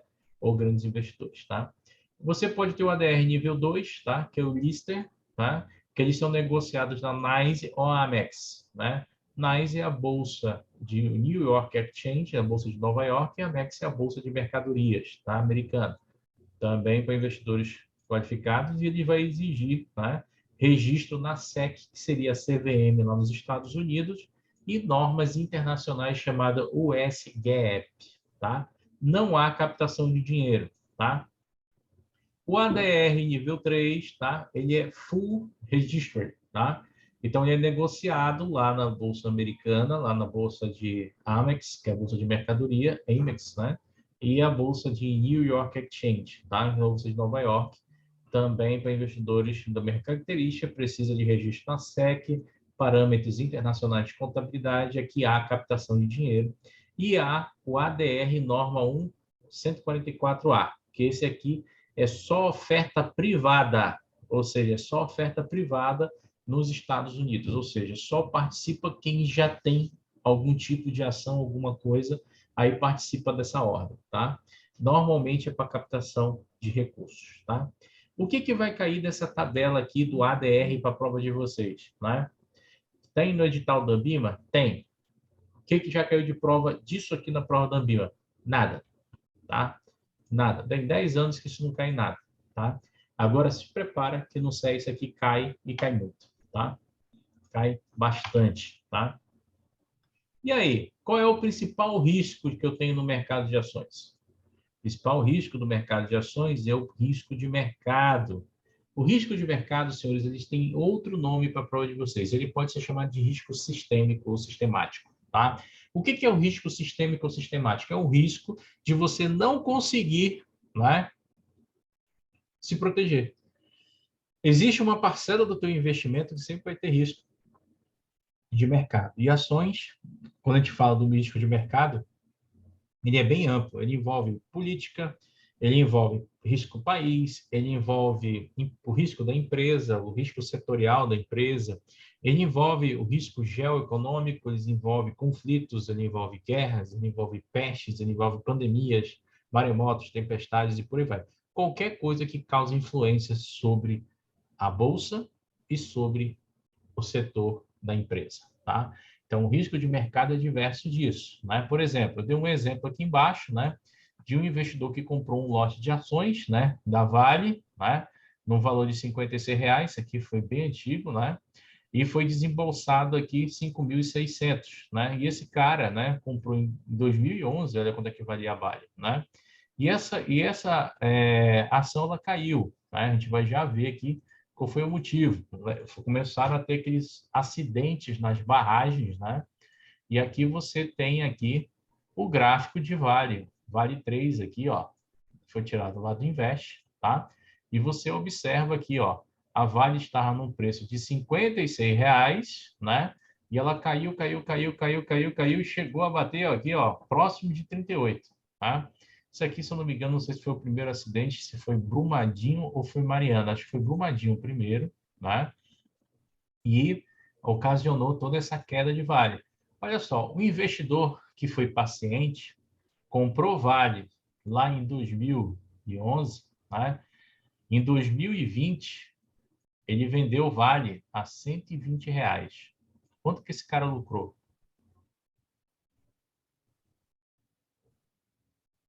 Faça um cálculo depois aí em casa. O cara comprou a 38, vendeu a 120. Quanto que ele lucrou? E imagina se esse investidor, todo mês, ele deixava um dinheiro disponível para comprar 1, 2, 3, 10, 100 ações, o que ele podia. Quanto que esse cara não tem hoje em bolsa, em dinheiro, né, relacionado ao Vale? fora os dividendos que ela ia pagando com o passar do tempo. Então, esse aqui é um risco. O risco sistêmico você não tem como controlar. Você não tem como prever o risco sistêmico. É impossível, tá? E o outro risco que você tem para ações é o risco de liquidez. O risco de liquidez ele tá relacionado à negociação do ativo. Tá? Toda vez que você tiver uma questão que um investidor ele quer vender algo e ele não consegue vender pelo preço que ele quer, por exemplo, o cara vendeu aqui 20 ações, ele comprou R$20 cada ação, gastou 2.000. Só que na hora que ele foi vender, ele não consegue vender por 20, que foi o preço que ele comprou, ele só consegue vender por 15. Teve uma queda, né? Teve uma perca de valor da ação, né? Ele quer botar 20 a ordem, mas ele não consegue, né? Não tem ninguém disposto a pagar isso. Se você não tem nenhum investidor disposto a pagar para você, né, o preço que você está pedindo, o preço que você acha que é justo, né, você incorre no risco de liquidez. O risco de liquidez é aquele mesmo risco daquele cara que tem um imóvel, ele quer vender um imóvel, ele bota um preço, aí passa 1 ano, 2 anos, 3 anos, 4 anos, 10 anos, 20 anos com o mesmo imóvel e não consegue vender, porque ele só quer vender se for naquele preço. E o mercado já mudou, está em crise, ou então o imóvel desvalorizou, mas para o cara, ele acha que vale aquele preço. Então, se esse cara ele não se atentar, ele vai ficar a vida toda com um ativo que ele não vai conseguir vender. Então, o risco de mercado independe do investidor. Risco de liquidez está relacionado à venda, à negociação. Se eu não conseguir vender, né, pelo preço que eu acho que é justo, pelo preço que eu quero na operação, eu tenho um risco de liquidez, tá? Então, essa é a ideia para as ações, tá? Então, as ações elas só têm 2 riscos, tá? Risco de mercado e liquidez. As ações não têm risco de crédito, tá? Certo, senhores? Tá todo mundo aí me ouvindo? Certo, Paulo. Beleza. Sim. Muita coisa aí na cabeça de vocês agora? Muita. Agora sim. Agora, né? Agora Então, está abrindo um leque de possibilidades. É. Mais. Beleza. Então, senhores, eu vou fazer o seguinte. Eu vou encerrar por aqui, ó, direitos dos acionistas, que nós vamos ter que conversar isso aqui com bastante calma e cautela, porque cai muita coisa na nossa prova. Amanhã a gente continua nesse tópico. E amanhã, talvez, a gente já termine esse assunto. Deixa eu ver se já dá para terminar amanhã. Acho que amanhã termina. Não, Essa é a última nada. semana de curso já, né, Fábio? Hã? Essa é a última semana de curso já, né, também. Não, eu perdi aí um dia aí com vocês. Atrasou também um pouquinho. Só vai terminar quando acabar mesmo. Beleza, senhores? Então amanhã a gente conversa sobre direitos acionistas. Amanhã não vai estar para terminar isso aqui, não. Tem muita coisa ainda. Tá? De boa, senhores? Então até amanhã. Descansem. Boa noite. Quem está todo aí gripado, doente, se recupere. Tome caldinho da vovó. Abraços. Boa noite, gente. Boa noite, professor. Boa noite, Paulo. Boa noite, Paulo.